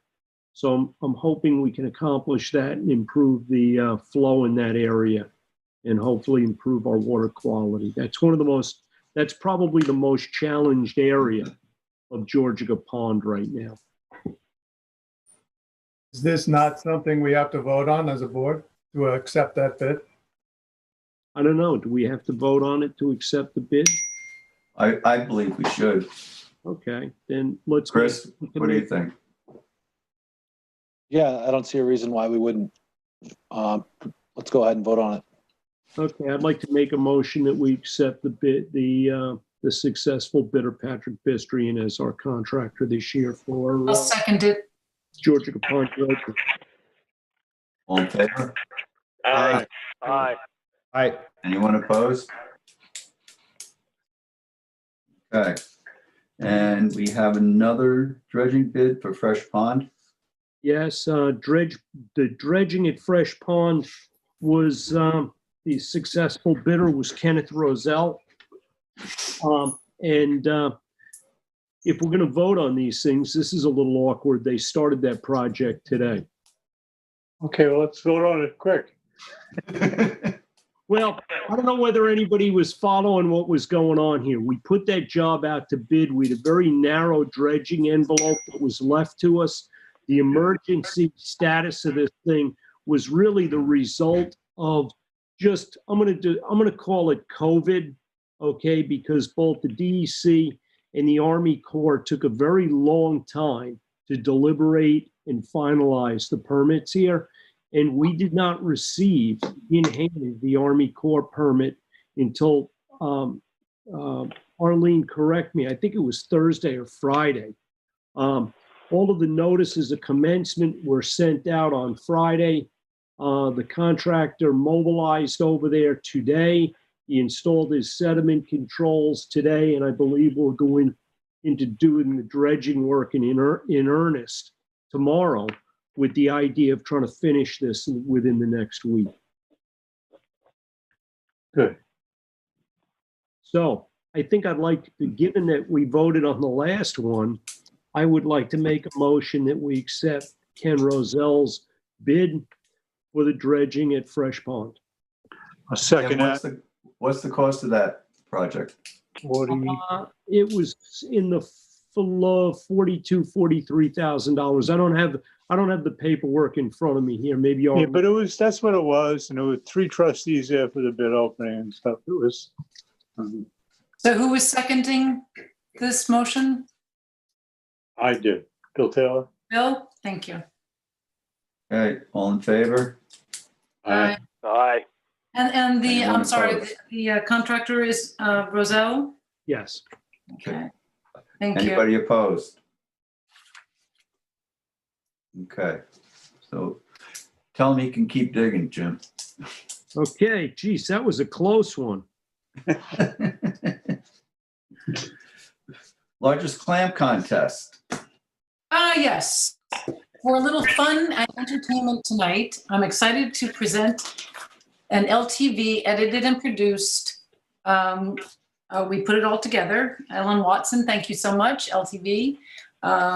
We put together all of the winners and a little snippet, and it's about 3 minutes at the most. So if I can have Matt, do you want to put it up or shall I? I notified, by the way, I want to thank everybody who participated in this. Ben, you're here with us. You can hear me? Yep, I can hear you. Okay, so this is the first time we're airing it. I did notify all the winners and the people who were, who wanted to watch. I called them up and left a message or spoke to them. So hopefully they are watching this evening. And if anybody wants to have a copy of it, LTV, of course, would be very happy to make a copy for you. I don't know what the charge for that is, but this is a little fun moment. And so if we can go to that video.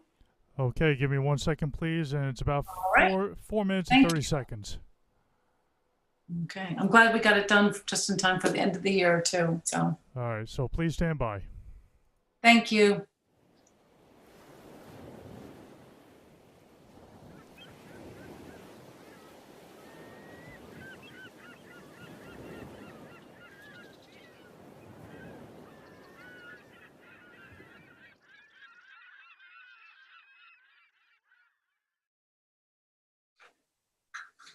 We are preparing for the 30th annual virtual largest clam contest of the East Hampton Trustees.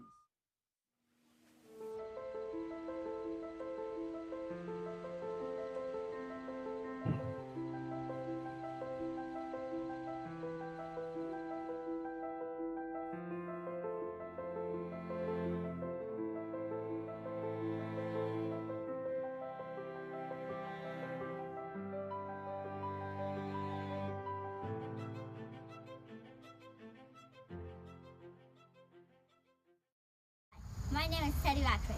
I found my clam in 3 Mile Harbor. I hope I win this year's largest clam contest. Hi, my name is Chad Callahan. I found my clam in the waters off Hog Creek. I hope to win this year's largest clam contest. So I'm Barry McKellion, and I got my clam at 3 Mile Harbor. Thanks a lot. Hi, my name is Evie Rattray. I found my clam in the waters of Accabonac Harbor. I hope to win this year's clam competition. Hi, my name is Frank Ganley, and I found this clam in 3 Mile Harbor. I hope to win the biggest clam contest. Hi, my name is Paul Roman. I found my clam in the waters of 3 Mile Harbor and hope I win the largest clam contest this year.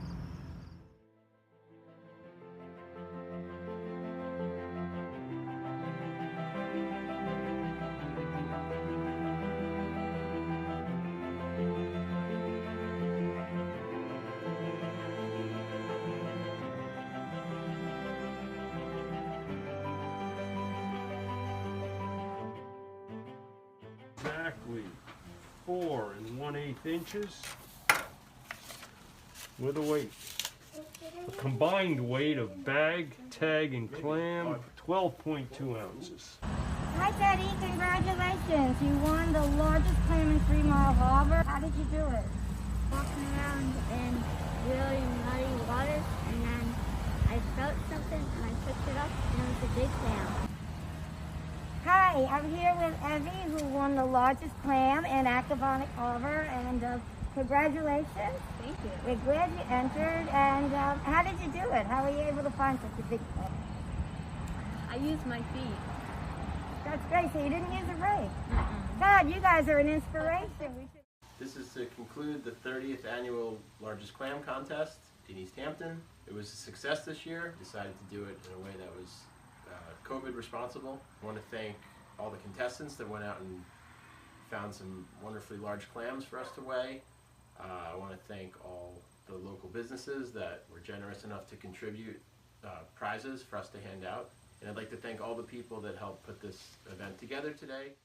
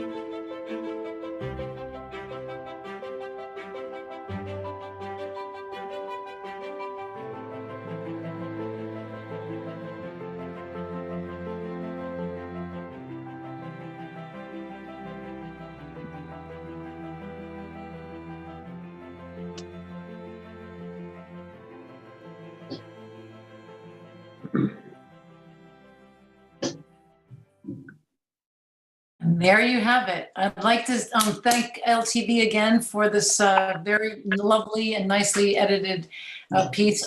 If anybody has thought that this sounds like The Crown, the Netflix popular series about the British throne, it did evoke in me the soundtrack to The Crown. I'd also like to thank everybody who participated. Ben, you as the chairperson this year, you want to say some words about the video and the event? I think the video came out really great. The LTV did a really nice job of putting that together. And I think COVID or not COVID year, we should continue with the video. The testimonies from the contestants was really nice to see, especially the kids. Yeah. So thanks, Susan. I'd like to bringing it forward, into a technology world. Really good job, you guys. Yeah, I'd like to make a special note to the winner of the largest clan contest in the adult section this year, Michael Fromm. His story is very sweet, and he has never done it before. I went down to talk to him, and he said that he did it for his brother, who had only recently passed away, and I love the correlation between his the effort that he put in for his brother and the fact that he won. So Michael Fromm, thank you so much for participating on behalf of your brother. And I'm sure he's very blessed.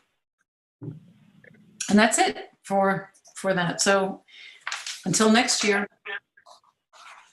Well, thank you, committee. You did a great job. Yeah, thanks.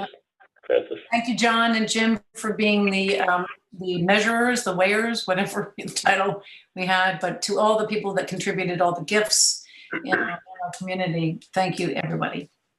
So. All right, look forward to next year.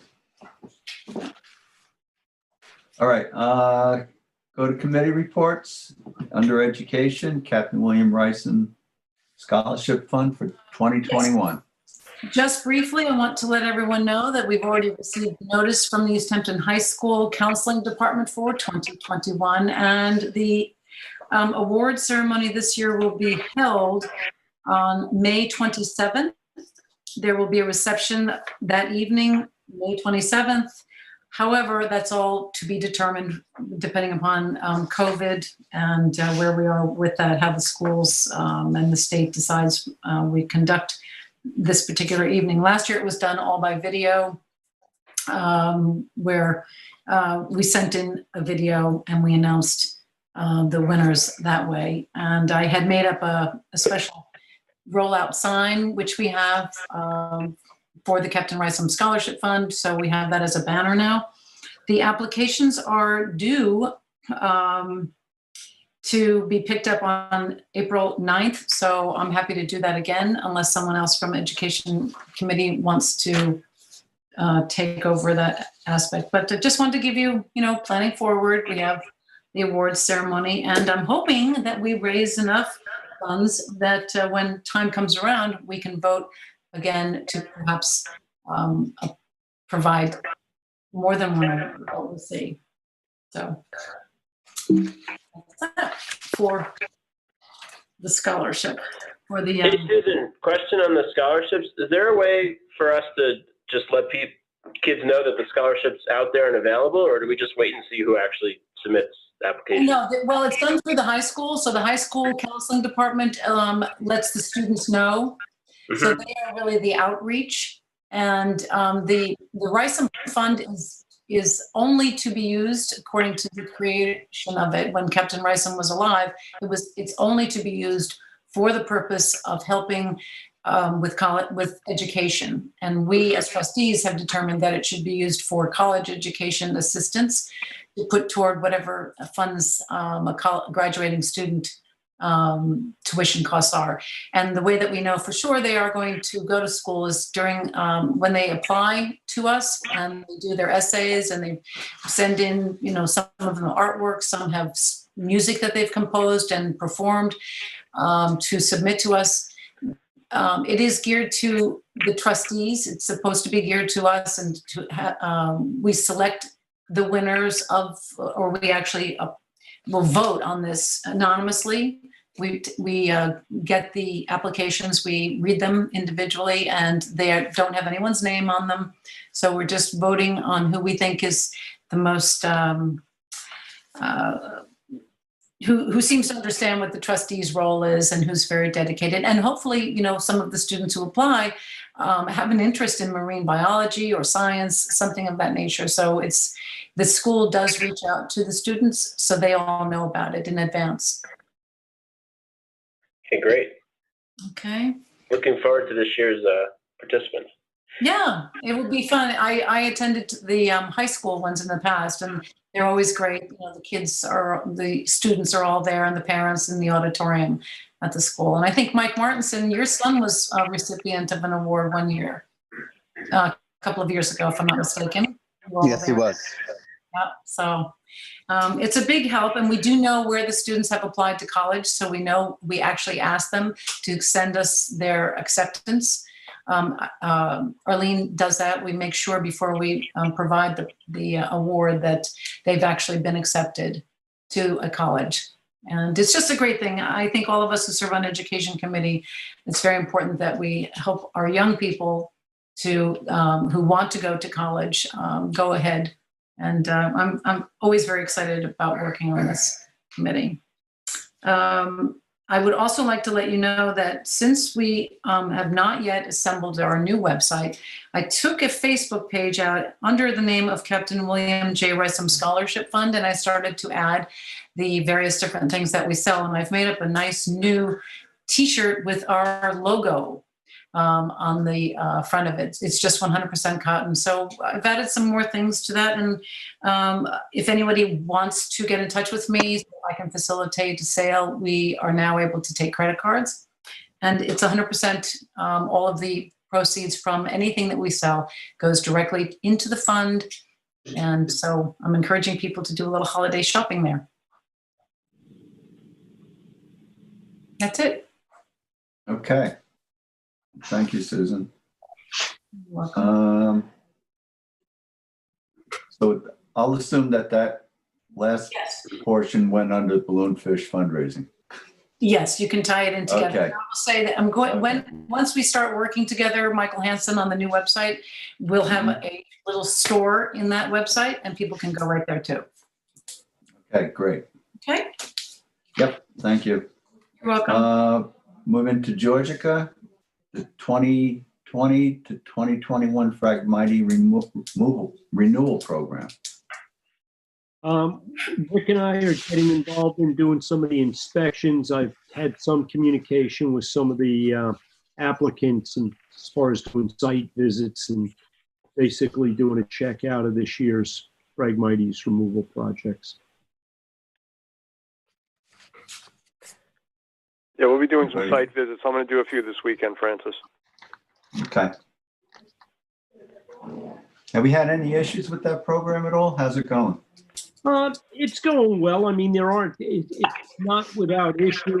I mean, we had some situations where applicants have found themselves running afoul with either the town or the village, not really so much in their activity in our pond bottom. But, you know, one of the things that we've done from the start here is condition some of these Phragmites removal projects on the presence of some measurable buffer. And every once in a while, we can get an applicant that really hasn't lived up to the commitment there, and we have them in a timeout. So. All right, great. Napeag, Lazy Point. We have Heidi Ho at 1212 Shore Road. Okay, we had this came up at last month's meeting. Heidi Ho has gotten their ZBA determination. They've gotten site plan approval for the project for them to move on and get a building permit. They basically need a letter from us saying that we're in agreement with the project. This should be sort of a rubber stamp at this point and be something that we tie to the ZBA determination so that all of the language aligns. But remember, Heidi Ho came to us when they were looking to move this thing forward. And we basically, we don't give them permission. We just don't challenge their application. So I think at this time, I think this is ready to be voted on. And I would like to make a motion to send a letter to the builder, to Heidi Ho, to bring to the building department. I will second that. And just for the record. Jim, that's a letter. Oh, sorry, Susan, go ahead. Okay, I'm going to second that motion that Jim's made.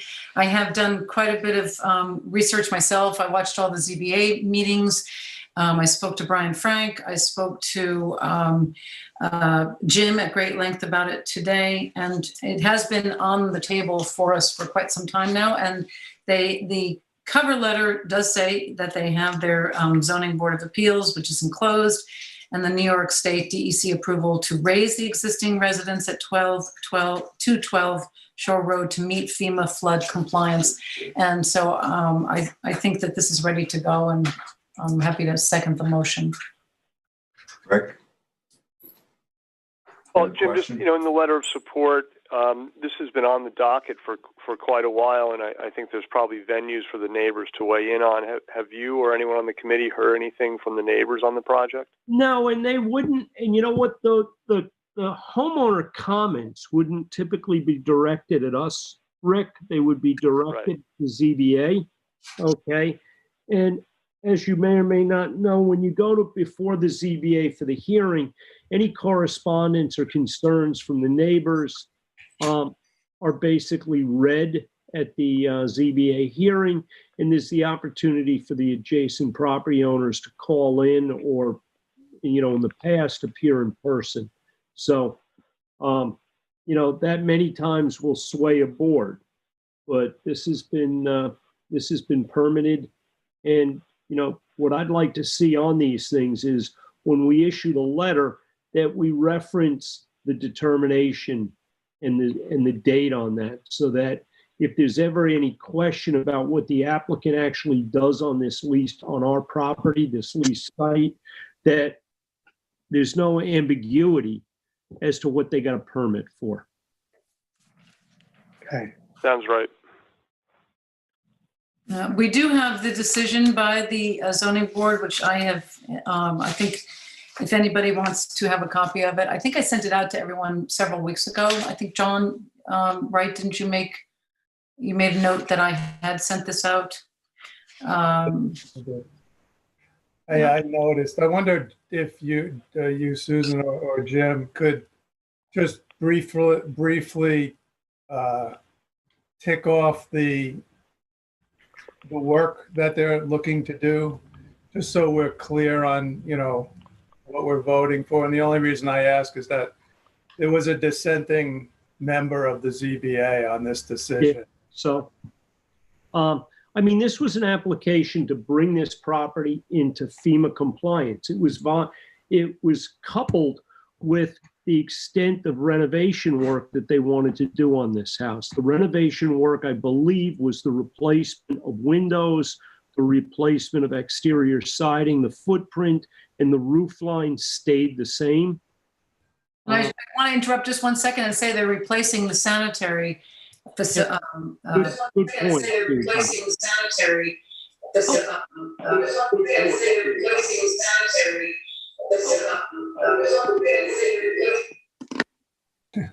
I don't know what happened there, but it became a poltergeist. Somebody's got a TV on or something. No, that was my voice reverberating. I don't know. I know, but that's being caused usually by feedback. It was me. I had the TV on because I got disconnected. But I did want to interrupt and say, John Aldred, I receive many calls every day in the office, and I haven't received one call from any of the neighbors at all questioning this decision. This has been a silent issue to the trustee's office. I'm sure. I just wanted to make sure we're all, aware of what we're voting for. All right. The purpose of application here, reading right from the Zoning Board of Appeals, is to raise the first floor elevation by 5.7 and renovate the existing 861 square foot residence reconfigure approximately 500 square feet of decking. And I've been to the property, taken pictures of it. The decking, what they're really referring to is such a tiny, small area. Install a sanitary on a parcel of land containing beach vegetation. But it is, it's several pages, so I don't want to, read the entire determination, but it's, they're complying with FEMA, and I think replacing what they're replacing, especially the sanitary part of it, for the waterways is a positive thing for us all the way around. Thank you. So our letter for in support so that they can get an issuance of a building permit is what they're asking for at this juncture. Okay, so Jim made a motion and Susan, you seconded? Yes. All in favor? Aye. Aye. Aye. Anybody opposed? Okay, we'll get the letter out. Next on the block is Devon Yacht Club, notice of commencement for jetty replacement. Okay, this is a project that we actually approved some time ago. As some of you may remember, several years ago, Devon Yacht Club replaced the I guess the wood jetty with I forget whether it was aluminum or stainless steel. On the west side, we approved the replacement. Now on the east side, I can forward around some pictures to you guys I took today of the condition of that. They haven't really started on the project yet. They have mobilized, the materials are on site. I did not see the sheet piling there, but the posts and the whalers were there on site today. But it doesn't look like they've actually started any work just yet. Okay. We do have a letter, Jim, that came in, and everyone from the yacht club, the general manager, which said that they would like to begin their work on the jetty replacement as of today. But so. Okay, well, they actually haven't put a shovel in the ground, but they do have the materials staged on site. Okay. Okay, so notice of commencement received. Yes. Back to roads. We have Town Line Road. Rick? Yeah, Francis, hi, it's Rick. Atlantic Avenue, I think we've deliberated on, and then we have Town Line Road and the Grace Estate roads. On Town Line, Arlene pointed out something nice to me, which was that Southampton is doing some cleanups of their roads right now. So it seems like this is getting some traction, which is great. And I was hopeful that we could, in January, undertake a cleanup of at least the eastern side of Town Line Road on parcels that are either trustee-owned or town and trustee-owned. And there is some support from the Land Management Division, particularly in helping on maybe two of the hot spots, the Burn Pit and the Stump Pit, which are both, pretty tricky. They're big, they're, require equipment. So we may get some support there. And then there's the access issue with the gates, which has been something that the Land Management Department has thought about before. So it's probably something we could do on a trial basis. So I'm going to draft a document to send around to everyone for the first meeting or the meeting of the 28th and get a board approval to move forward with a few of these initiatives. And then at the Grace Estate, the condition of the roads have gotten pretty bad. Wet weather, not unlike what was reported at Crooked Highway. In addition to higher than normal usage with four-wheel drive vehicles is causing more erosion and rutting, et cetera. So the communication will also include a recommendation for the Grace Estate on gating the property. So hopefully we can vote on a resolution at the next meeting. Thank you. Thank you, Rick. Thanks, Rick. All right, down to payment of the bills. Oh, before we depart, yes, I just add one thing about Accabonac Harbor, just a reminder to everybody, December 17th, this week, Thursday, we are going to have a meeting to discuss the salt marsh. I just wanted to put that in. I don't see it on the list here. And that's with Suffolk County Vector. It's with Bridget Fleming, our county legislator, the town of East Hampton, the Nature Conservancy, Dr. Nicole Marr, and then everyone who's worked on the project, John and myself from from the trustees. So that will be this Thursday by Zoom, and we're discussing going forward and what the plans are, and not just which I've spoken about, John, not just the data to be delivered, but actually a plan and to actually examine each of the polygons that we've worked on, as I did with mine. I think that's a very helpful tool. So I just wanted to reiterate that and let you know that that's our next thing coming up Thursday. Susan, what time was that? From 2 to 4. It is a Zoom meeting, and it's going to be conducted through legislator Bridget Fleming's office. Ken, is it possible you could send me the contacts? Sure. Yes, ma'am. Thank you. Sure. You're welcome. And Susan, if you're done, I'd like to chime in here and talk a little bit about aquaculture, if now's okay. Sure. Of course. Jim, did you want to join the meeting? Are you asking to join the meeting itself? I might be able to, if I can get the time off, sure. Okay. All right. Good. Okay. Sorry, Mike. No, good. So exciting day for me. Today I got to take part in a project that's helping to restore oyster sanctuaries in various bays on Long Island. The Nature Conservancy, tied together with the Pew Charitable Trust, have come up with a way to help oyster farmers that are struggling due to the COVID-19 situation, and they've basically offered to buy our surplus larger oysters, and use them for reef restoration projects. So today we shipped 40,000 oysters from Montauk, not just my farm, but 40,000 oysters left Montauk from 2 oyster farmers. And I drove them myself up to Oyster Bay, and they were the Nature Conservancy, put them out there and they're building a reef. Mike, could I post your picture on? Can I share my screen to post the picture of your oyster? Sure. Yeah, please do. I don't have that technological ability, but please do. Well, that's why I'm asking, because I just love this picture. It's terrific, and I hope add it to the website when we get a chance. So let's see. Share my. Hey, Mike, would those oysters normally have been accounted for if it wasn't for COVID times? Oh, big time. Yeah. So basically, think about it.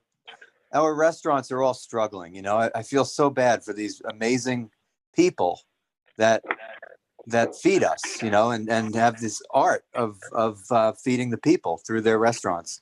And everybody, they're really struggling, and it trickles right down and certainly directly to an oyster farmer that relies on oyster consumption in a restaurant. So one issue is that people, they're not generally people aren't easy to jump onto opening oysters themselves, but to go out to a restaurant and have them served to your plate, it's a lot easier. But, so without the restaurant's business, the oyster farmer is sitting on a major surplus of oysters that are going to continue to grow and require more space. And, it's really difficult. So, yes, we're sitting on surpluses of adult oysters that are maturing. And these are the beautiful part of this is that the oyster in the bay is worth 10 times more than the oyster on your plate. And you know why? I'll tell you. It's because the oyster is a filter feeder. It's the habitat for juvenile fish and other life. And so to be able to be a part of a restoration effort it's a strong pat on the back. It really made me feel good. The one thing that I would like to add is that why am I shipping these oysters that I grew here in Montauk, that we're doing this beautiful service here in Montauk, and I'm trucking them out of here to Oyster Bay? which I'm very happy to do, and I'm glad I did it. But I'd really like to be able to do that here in East Hampton.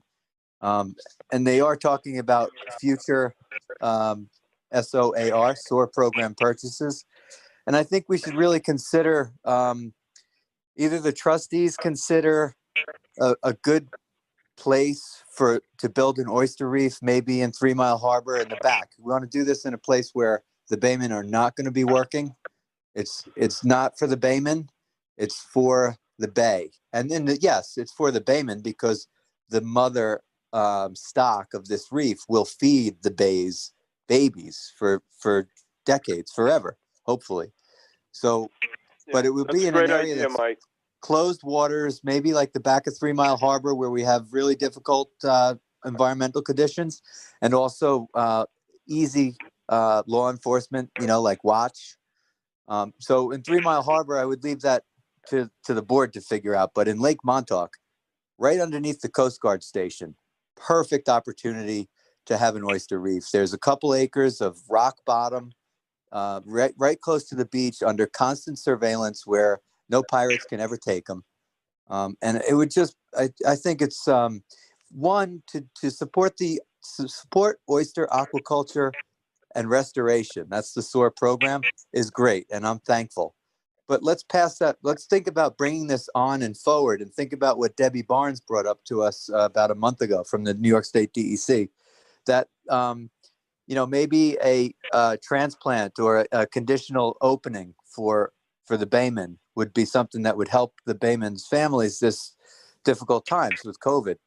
And yes, I agree. Those conditional areas might have extra shellfish in them, and we could open them up. But when you open them up and flood the market, there's no demand, so it's not going to be easy. However, if you open up a conditional area to the baymen to harvest that crop, which in some cases may have been planted by our hatchery, harvest that crop and move it back into the area that never gets opened. And now, how are they getting paid? Well, I don't know. Maybe is that CPF funds maybe, or is there something in the budget? But once you bring those shellfish away from the market and put them into a permanent spot as a mother reef and natural filtration system, you're doing great things. And that's all I just want to say. I just want to say I'm really proud to have been a part of it today, and I look forward to doing more of it, and I'd like to introduce it to East Hampton. It's great, Mike. And there was an article in the East Hampton Star about this. I think it was front page, about how the oversized oysters have there's another place for them. And is that part of what this is that you were doing today? Yeah, that was an article that was partly based on an interview with me. Oh, okay, because I posted that to our trustee page so that people would be able to see it. But can you see these pictures, everybody, that I've shared of Mike's? We can just see the one black and white of all the bags of oysters. Oh, only one. Okay, all right, so let me move this one over. I think that's you, Mike, right, in the baseball hat? Oops, wait, one sec. Is that you, Mike, in the baseball hat? I just see the black and white one, but that's okay. It's not about. Well, I have two black and white ones. You're standing with some people in the room with bags of oysters. This is Hey, Mike. Hey, Mike, this is Rick. Yeah, Rick. Hey, Mike. Hey, what do you think about maybe trying to identify a couple of spots that this might work at and bringing it up at the next meeting? Yeah, I really want to do that. Great. Yeah. All right. Why don't you do that? It'd be nice to talk about it again with you. Thank you, Rick. What happened here? Bring your shared window to the front. Well, I tried to post the other one. I guess I didn't do it properly. Okay, does anybody else have anything? No. Well, Mike, that was great stuff. I'd just like to say, if I understand your idea, Mike, it's basically take adult oysters, whether they're cultivated or not necessarily wild, but seeded oysters that have grown to a large size, and move them into living shoreline or oyster reef areas in maybe compromised water quality areas. And I think that's a good idea. I think we should, consider, as Rick said, maybe, coming up with some areas, coming up with a concrete sort of a concept, maybe bringing barley into the hatchery.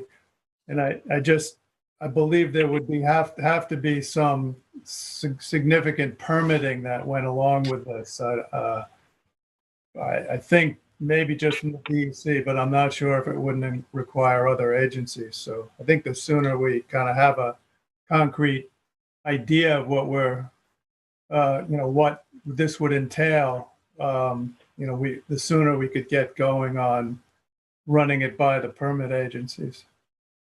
So how do you feel about me giving a call to Wade Carden at the DEC, who's in charge of the restoration projects? Yeah, sure. That sounds good.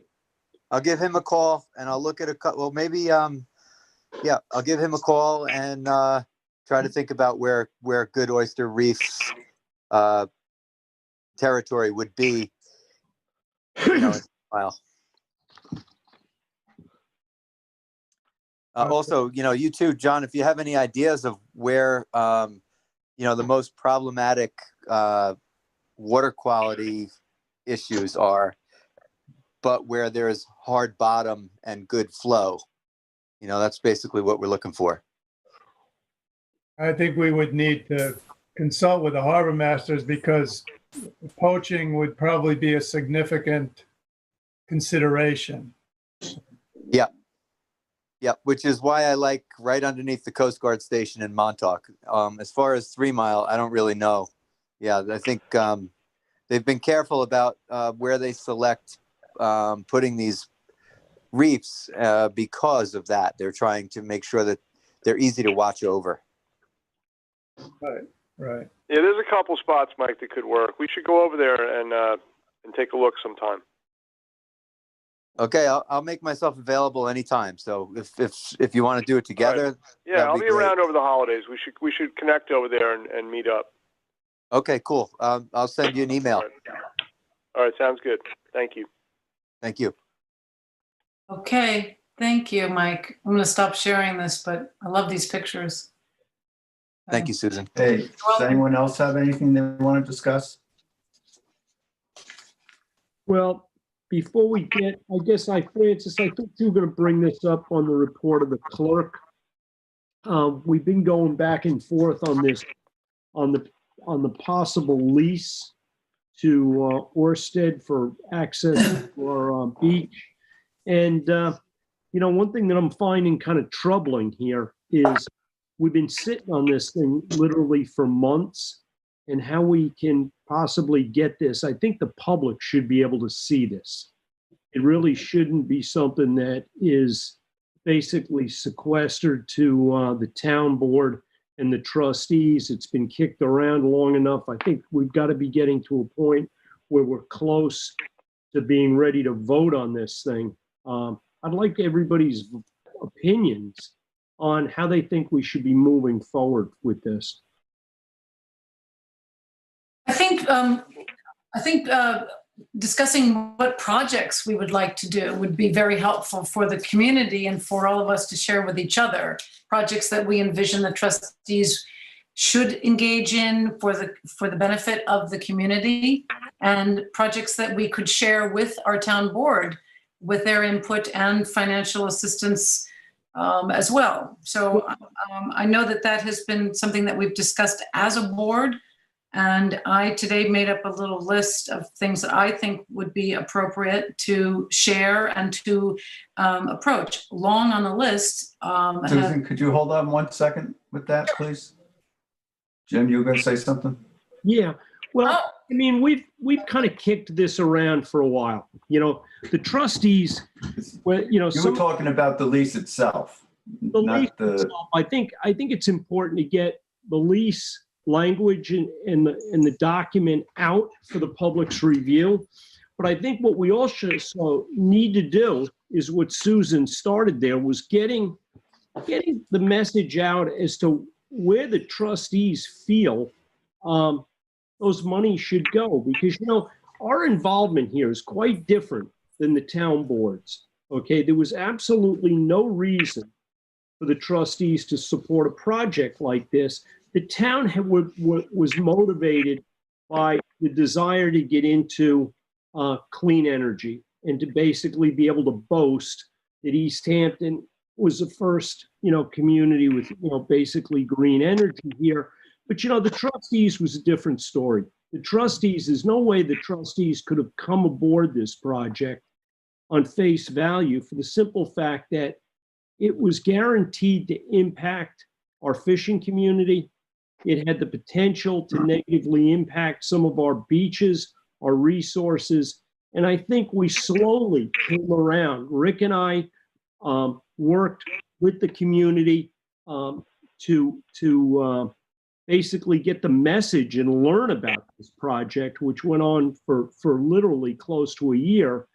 And, the fact is, we talked about this a year ago, that we felt that that the best use of these, what really are going to be found monies, is to mitigate any of the impacts. And some of the things that we had on a short list, and Susan, I think some of these we talked about today, was basically dredging project at Napeague Harbor, to basically get good flow into that water body and get that to the point that it could support eelgrass and ultimately support a reliable set of scallops. We have a similar situation in Lake Montauk where we don't get good flow there. And I know that this is not a trustee jurisdictional issue, but these monies wouldn't, I don't think, it wouldn't be for the trustees or for the town board. It's for our community. And I think the best legacy we could leave as a board would be to step away after 25 years and have a productive bottomland in Montauk, in East Hampton, in Napeague, in Northwest, that we don't have in a lot of cases right now, or at least not reliably. And to me, that would be the vision that I have, and I think some of you guys have supported that vision, but we haven't really shared that with the public. And I think it's time that we really need to do that. We're going to have a special meeting or something with the public. Susan? Yes, I cut you off. I'm sorry. that's all right. I had a conversation with Jim this afternoon, and I feel very strongly in the same direction as he does, that we should, and I think you also, Francis, have, we've talked about this as a board, that we should focus on projects that we would like to see done that benefit our community as a whole. I certainly, as a trustee, feel very strongly that we should be sharing projects with our town board if they are amenable to those projects. But as trustee and stewards of the waterways and the beaches and so forth, there are projects that need to get done, can get done, and we have the resources if we should, settle this agreement of shared funds from Orsted that are meaningful to our community. And I wholeheartedly support helping Montauk with Lake Montauk and other issues that Montauk is facing, because they are part of our community. I don't, just because we don't own land there any longer, or we are all one community. And I like the idea that we would reach out and actually can begin and activate projects, not just talk about them, and as we, so often we see happen, but actually begin to follow through and take the necessary procedures and steps that will permit us to do those projects. That's what I would like to see, and I think that Jim's remark about being open with the public should know what we as trustees envision for projects that we think are viable, valuable, and help our community. So I am very much in favor of submitting our ideas to the town board, if that's where we decide we want to go with projects, and see if we can, if the town is not interested in doing those projects, how do we go forward to do them with the funds that we would receive from this project. And it's a bonus to us if we have funds to actually implement projects that are helpful to our community. And so I'm on board for, deciding amongst the board members what projects are important to you. What do you envision? Mike's idea about the oysters, that's in my opinion, that is a very promising and good community effort project. But I oyster farm out in Napeague Harbor, and I know I've talked to the people in Lazy Point, and they'd like to see the inlet dredged and change it. Northwest Creek is an issue that's come up with the Peconic Estuary Partnership. And I know Kim Shaw has submitted for the same, the Northwest Creek dredging, and that's kind of passed over at the moment. Jim discussed Lake Montauk today with me, and I'm sure there are tons of other things. This Accabonac salt marsh, we are having our meeting on Thursday, and while the Peconic Estuary Partnership elevated it to Tier 1 as a project to take on, we have funding issues. So that's something else that we could begin to do. And Tom Iwaneko of Suffolk County Vector, he's excited about 3 different areas on the salt marsh that he would like to commence work on. So I'm hopeful that we can come to a sharing of ideas and projects that the town board and the trustees can work together on, because that's what we are. We're 2 different governments. We have different issues and projects that we work on, but we also have a common desire to work on projects that affect and impact our community. Well, I think one of the things here that these monies, the positive thing of these monies would be not what you necessarily could solely get done with what comes from this fund, but the ability to engage with, whether it be other government agencies, homeowner groups, other non-for-profit groups that would be willing to participate financially on these things and take on partners. These would be big ticket projects. I think the little projects, the low, I'm going to call them low-cost projects, certainly could probably be handled out of our present funding. But I'm talking about projects that would really benefit the community and the health of the water bodies, that will never happen in the present climate, because they fall into that category where the state doesn't have enough interest. The town is on their own, doesn't have the resources, and certainly the trustees at present would not have the resources. I think for us to be able to move forward with these things would be a big deal. And you know what? Anything less than that, we basically have been disingenuous to our fishing community and some facets of the community, because we've been banging this drum for going on 4 years. I think if we find ourselves sort of giving in or accepting too little, we're really selling the community and some of our constituents short.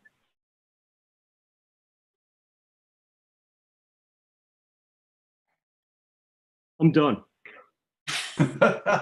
Anybody else? For the moment. Yeah, I think there's a good opportunity in Accabonac to combine some of the marsh elevation with some of the dredging that's needed there, especially in places what they call non-beach compatible soils are probably marsh compatible soils, We have to start looking. I agree, Bill, that, there's a lot of projects like that are great. And, I think a good starting point is going back to where this conversation started, was starting to have more transparency to the process, maybe get our lease out into the public view and, show the path forward a little bit clearer and why these types of mitigation projects are important and try and move forward. So I'm I guess asking also, what is the appropriate distribution methodology for documents about the project? The trustees have taken a huge role in this project, and it was out of necessity because, the town board has a lot to, it has a lot of issues on its agenda, and this board has shown that it can get a hold of the project, gather information, and get things done. And that's what this is going to need. And, time is starting to run a little short. Okay. So it's been a good fit for our board, Bill. I really think with this project, this board has demonstrated that it can get stuff done. I agree. Small public, Louse Point, getting that sand on the cliffs. It was public, private, people together working.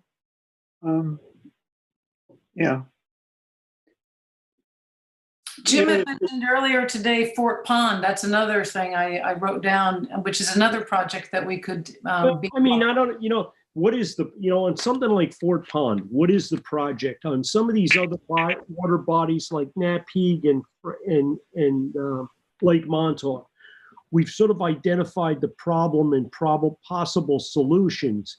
Fort Pond, I'm not sure. But you know what? To me, we have these major bodies of water in the town of East Hampton. Many of them are challenged for various reasons. And we do these, I'm going to say, feel-good projects that really don't affect the problem in a real measurable way. And I think the best thing that we can do with something like that, with something like these monies, is to not come up with 10 or 15 pages of projects, but focus on and identify some real projects, big ticket items that in any other circumstances probably would not be attainable, and make those priorities, because it's very easy. I think it's very easy to take monies in a situation like this and piddle them away on these feel-good projects that, listen, those projects get done one way or the other. And unfortunately, I think a lot of times from what I've seen, those projects get done for no other purpose than there was no money available to think bigger. That was just what you could do with what you had in your pocket.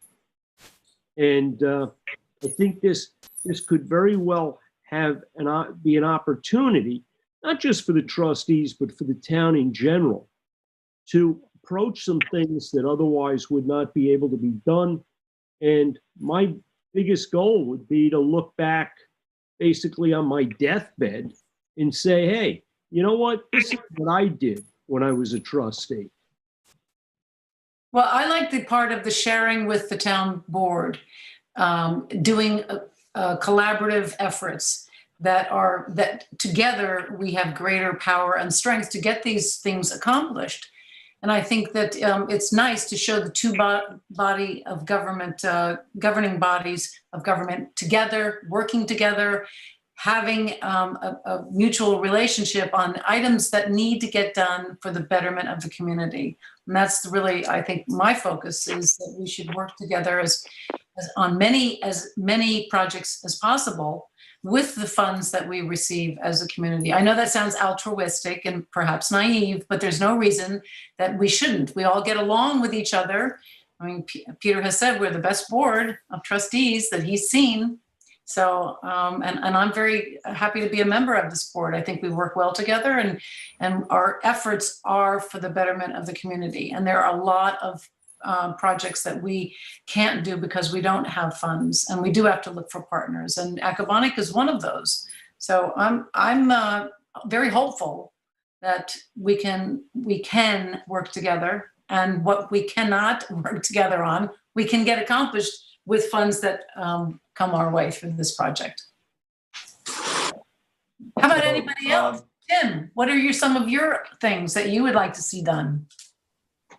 No, I think I agree. I think that doing joint projects with the town board on big ticket items is important, and I think that's something that obviously just needs to be discussed and analyzed. But I'm all for it, and I think you're right. I think that's part of our duty to the community and our constituents. So I'm in total agreement. Ben. I agree. Everything you guys said was spot on. I think we just need to come to some sort of agreement with the board, and it'd be really great if they were open to having a conversation with us about that. Do you have any projects that you think we should do that are of particular interest to you and your family, and maybe friends of yours? And you've got school-age children, young kids. Are there things that you feel are important that our community, that we would benefit from as trustees doing a project? I mean, I think, all our bodies of water are under serious attack. So I think that as big as those projects are, that's got to be up there on the list of priorities of things to be worked on. I think the oyster reef is a great idea, and I think that's something that could be really good educationally too for kids and schools and generations of people to get involved in and see how it grows and see the positive effects on the environment. I think Fort Pond, there's a lot of work to be done there, because Jim said not really sure how to tackle that yet. It's just endless, really. So I think we're going to need a lot of money to do a lot of great work over this next 25 years.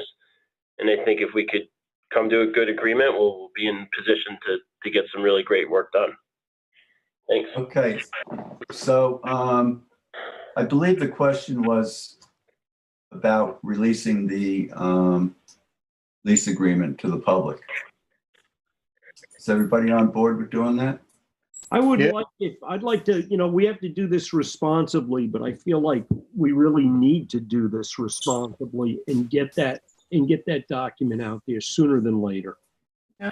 So Jim, are you saying this is going to be holiday reading, or are we going to vote on this at the next meeting? I don't know what I'm saying, Rick. Chris, you should have some input on Chris Carrillo. Chris. Yes, Susan, I'm here. To Jim's statement about releasing our lease agreement to the public. Can you weigh in on that? Sure. Ultimately, I think that it's up to the board on when the right time is, but if a majority of the language has been hashed out and there's not proprietary information that can hinder us at this point, then it seems that the product will be ready for the public to review and give feedback on, and then we can begin to incorporate that type of feedback in any type of further draft. So I don't see any reason why it can't be released. Hey, Chris, could we do something like approve it tonight, subject to final attorney review, when yourself or special counsel could take a final look?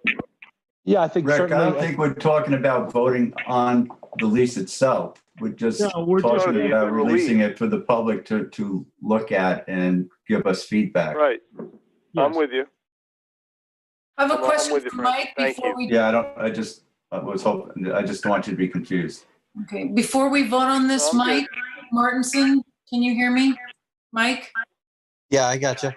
Okay, I have a question. Would your, the mention of aquaculture and the oyster education, as Ben was pointing out, would you be working at all? Would the shellfish hatchery be involved in this effort with Barley and the town? Well, the idea that I have, it's further along than, I mean, Barley is an amazing asset, and the hatchery is an amazing asset. But the idea is to move oysters that are oversized. Right. And the reason for oversized oysters being the targeted, crop, one is that they're the powerhouse. They've survived for many years, so they have hopefully a better immune system. Maybe they're more immune to certain diseases, but they're also, big filter feeders. So they're doing huge work, moving a lot of water every day, every minute, every second. And they're the big spawners too. When they go through their spawning cycle, like 30% of their body mass becomes gonad, and then it just releases. And it's so the bigger the oyster, the bigger the crop of babies that's entering into that bay. Plus, they're easy to find in the market, so it's going to slow poaching down. If I'm a poacher and I can go fill up a basket and put 500 oysters in the basket and get 40 cents a piece for them, I did okay. If I go out and I can only fit 150 oysters in the basket and I'm only getting 20 cents a piece for them because they're big honkers, it's less, it's more conspicuous and harder to get away with, and it's harder to make money at it. So it's not a hatchery event that we're looking for here. I've seen. I think I was referring to when Ben said education and kids can get involved. Oh, absolutely. The aspect of educating the kids, and maybe there's be a place that Barley would, you'd fit in there too. That's perfect. Yeah, that's perfect. Because this is all new. As a layperson, this is news to me. This is more education. And the word sanctuary is the key word. It's a sanctuary, and along with creating a sanctuary in a closed body of water, I would like to be able to reach and just say, we need some stronger laws on the books to deter our pirates from hitting them. If I know we have a couple of small sanctuary spots that got hit in the past. And, some guys can make a mistake. But if I was near a sanctuary and I was towing dredges around or whatever it is I'm doing, I know where I am. And I know when my dredge comes up full that I moved over a little bit and I made a mistake and I got paid for it. So I moved over again and again and I had a great day or three. Not okay. And so there has to be really harsh consequence for anybody that's caught poaching in our sanctuaries. So that's going to be a law change, and that's definitely not my forte. Okay. All right. Did I lose you? Nope, we're here. Oh, okay. So anyway, it's going to be complex. That's all. Good. All right. Hey guys, if we're, we still have a bit of stuff to cover before we're done here. Can we move on to payment of the bills?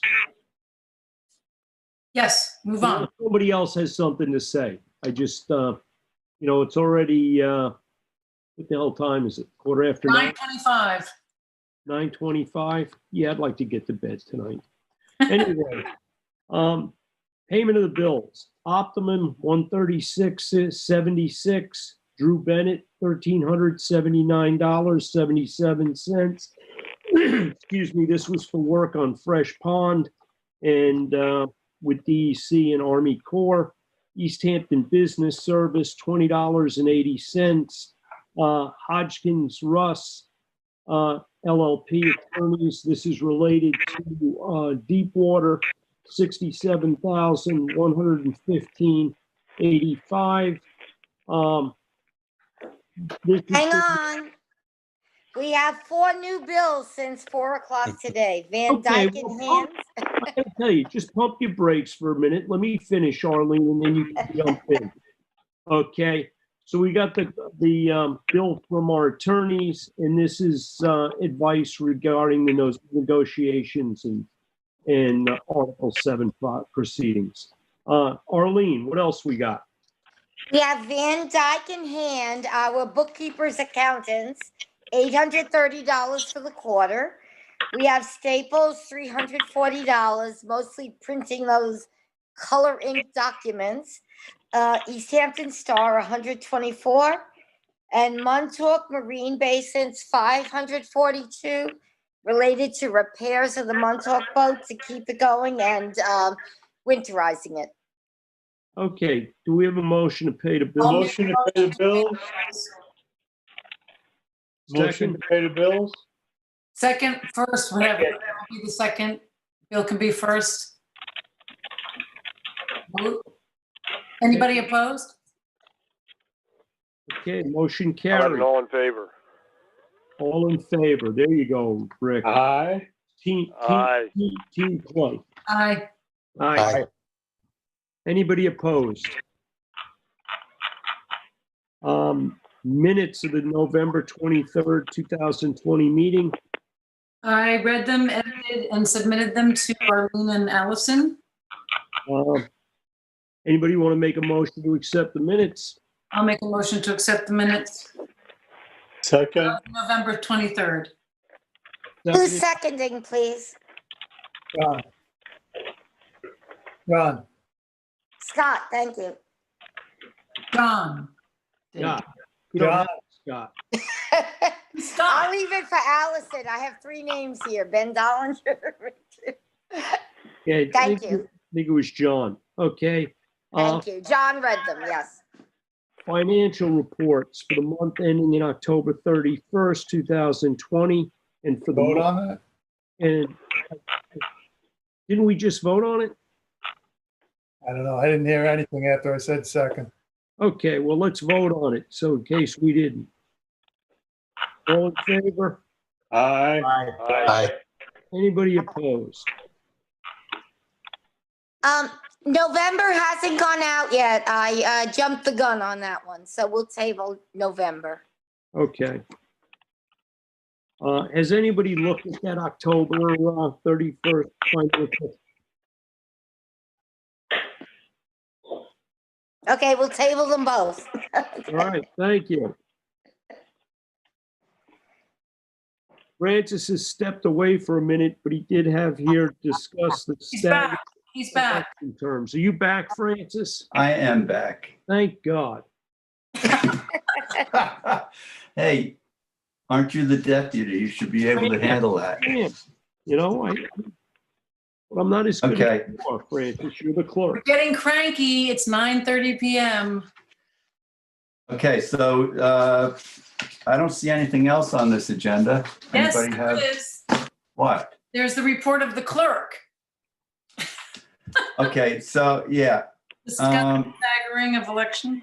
my calendar is more cleared this week. I will be reaching out to the attorney that Susan got the number for to discuss how to go about staggering our elections. And that attorney is That's all I have. New York State election law. That's his area of expertise. Yes. So I would just like to say one thing very quickly. I don't know if we will all be meeting December 28th or not, but I wanted to give everyone a gift for Christmas, small token. So it's supposed to have arrived today, but since it hasn't, I'm going to bring it by when I receive it, put it in the office. Everybody, there's one for everyone. So I want to wish you all very happy holidays, Merry Christmas, Kwanzaa, whatever you do, Hanukkah. But you've been a swell group to work with this year, and I look forward to next year. Thanks, Susan. Thank you, Susan. Happy holidays, everyone. Motion to close. If I motion may, to- Make a motion trustees, to close. beforehand, I just wanted to say there are 0 callers on the line, and on behalf of LTV, have a very Merry Christmas and a Happy New Year. Thank you, Matt. Thank you so You much. too. Thank you for everything, Matt. Thank Okay. you, Matt. You do a wonderful job. Greatly appreciated. Yep. Absolutely. Okay, good night, Okay. everybody. Sleep well. Wait, motion to close. Wait, I motion gotta to read. adjourn. Oh, motion to adjourn. Second. Second. All in John, favor? second. Okay. Aye. Aye. Okay, Bye, thank you, guys. everybody. Great I'll see you tomorrow, Chris. Night, guys.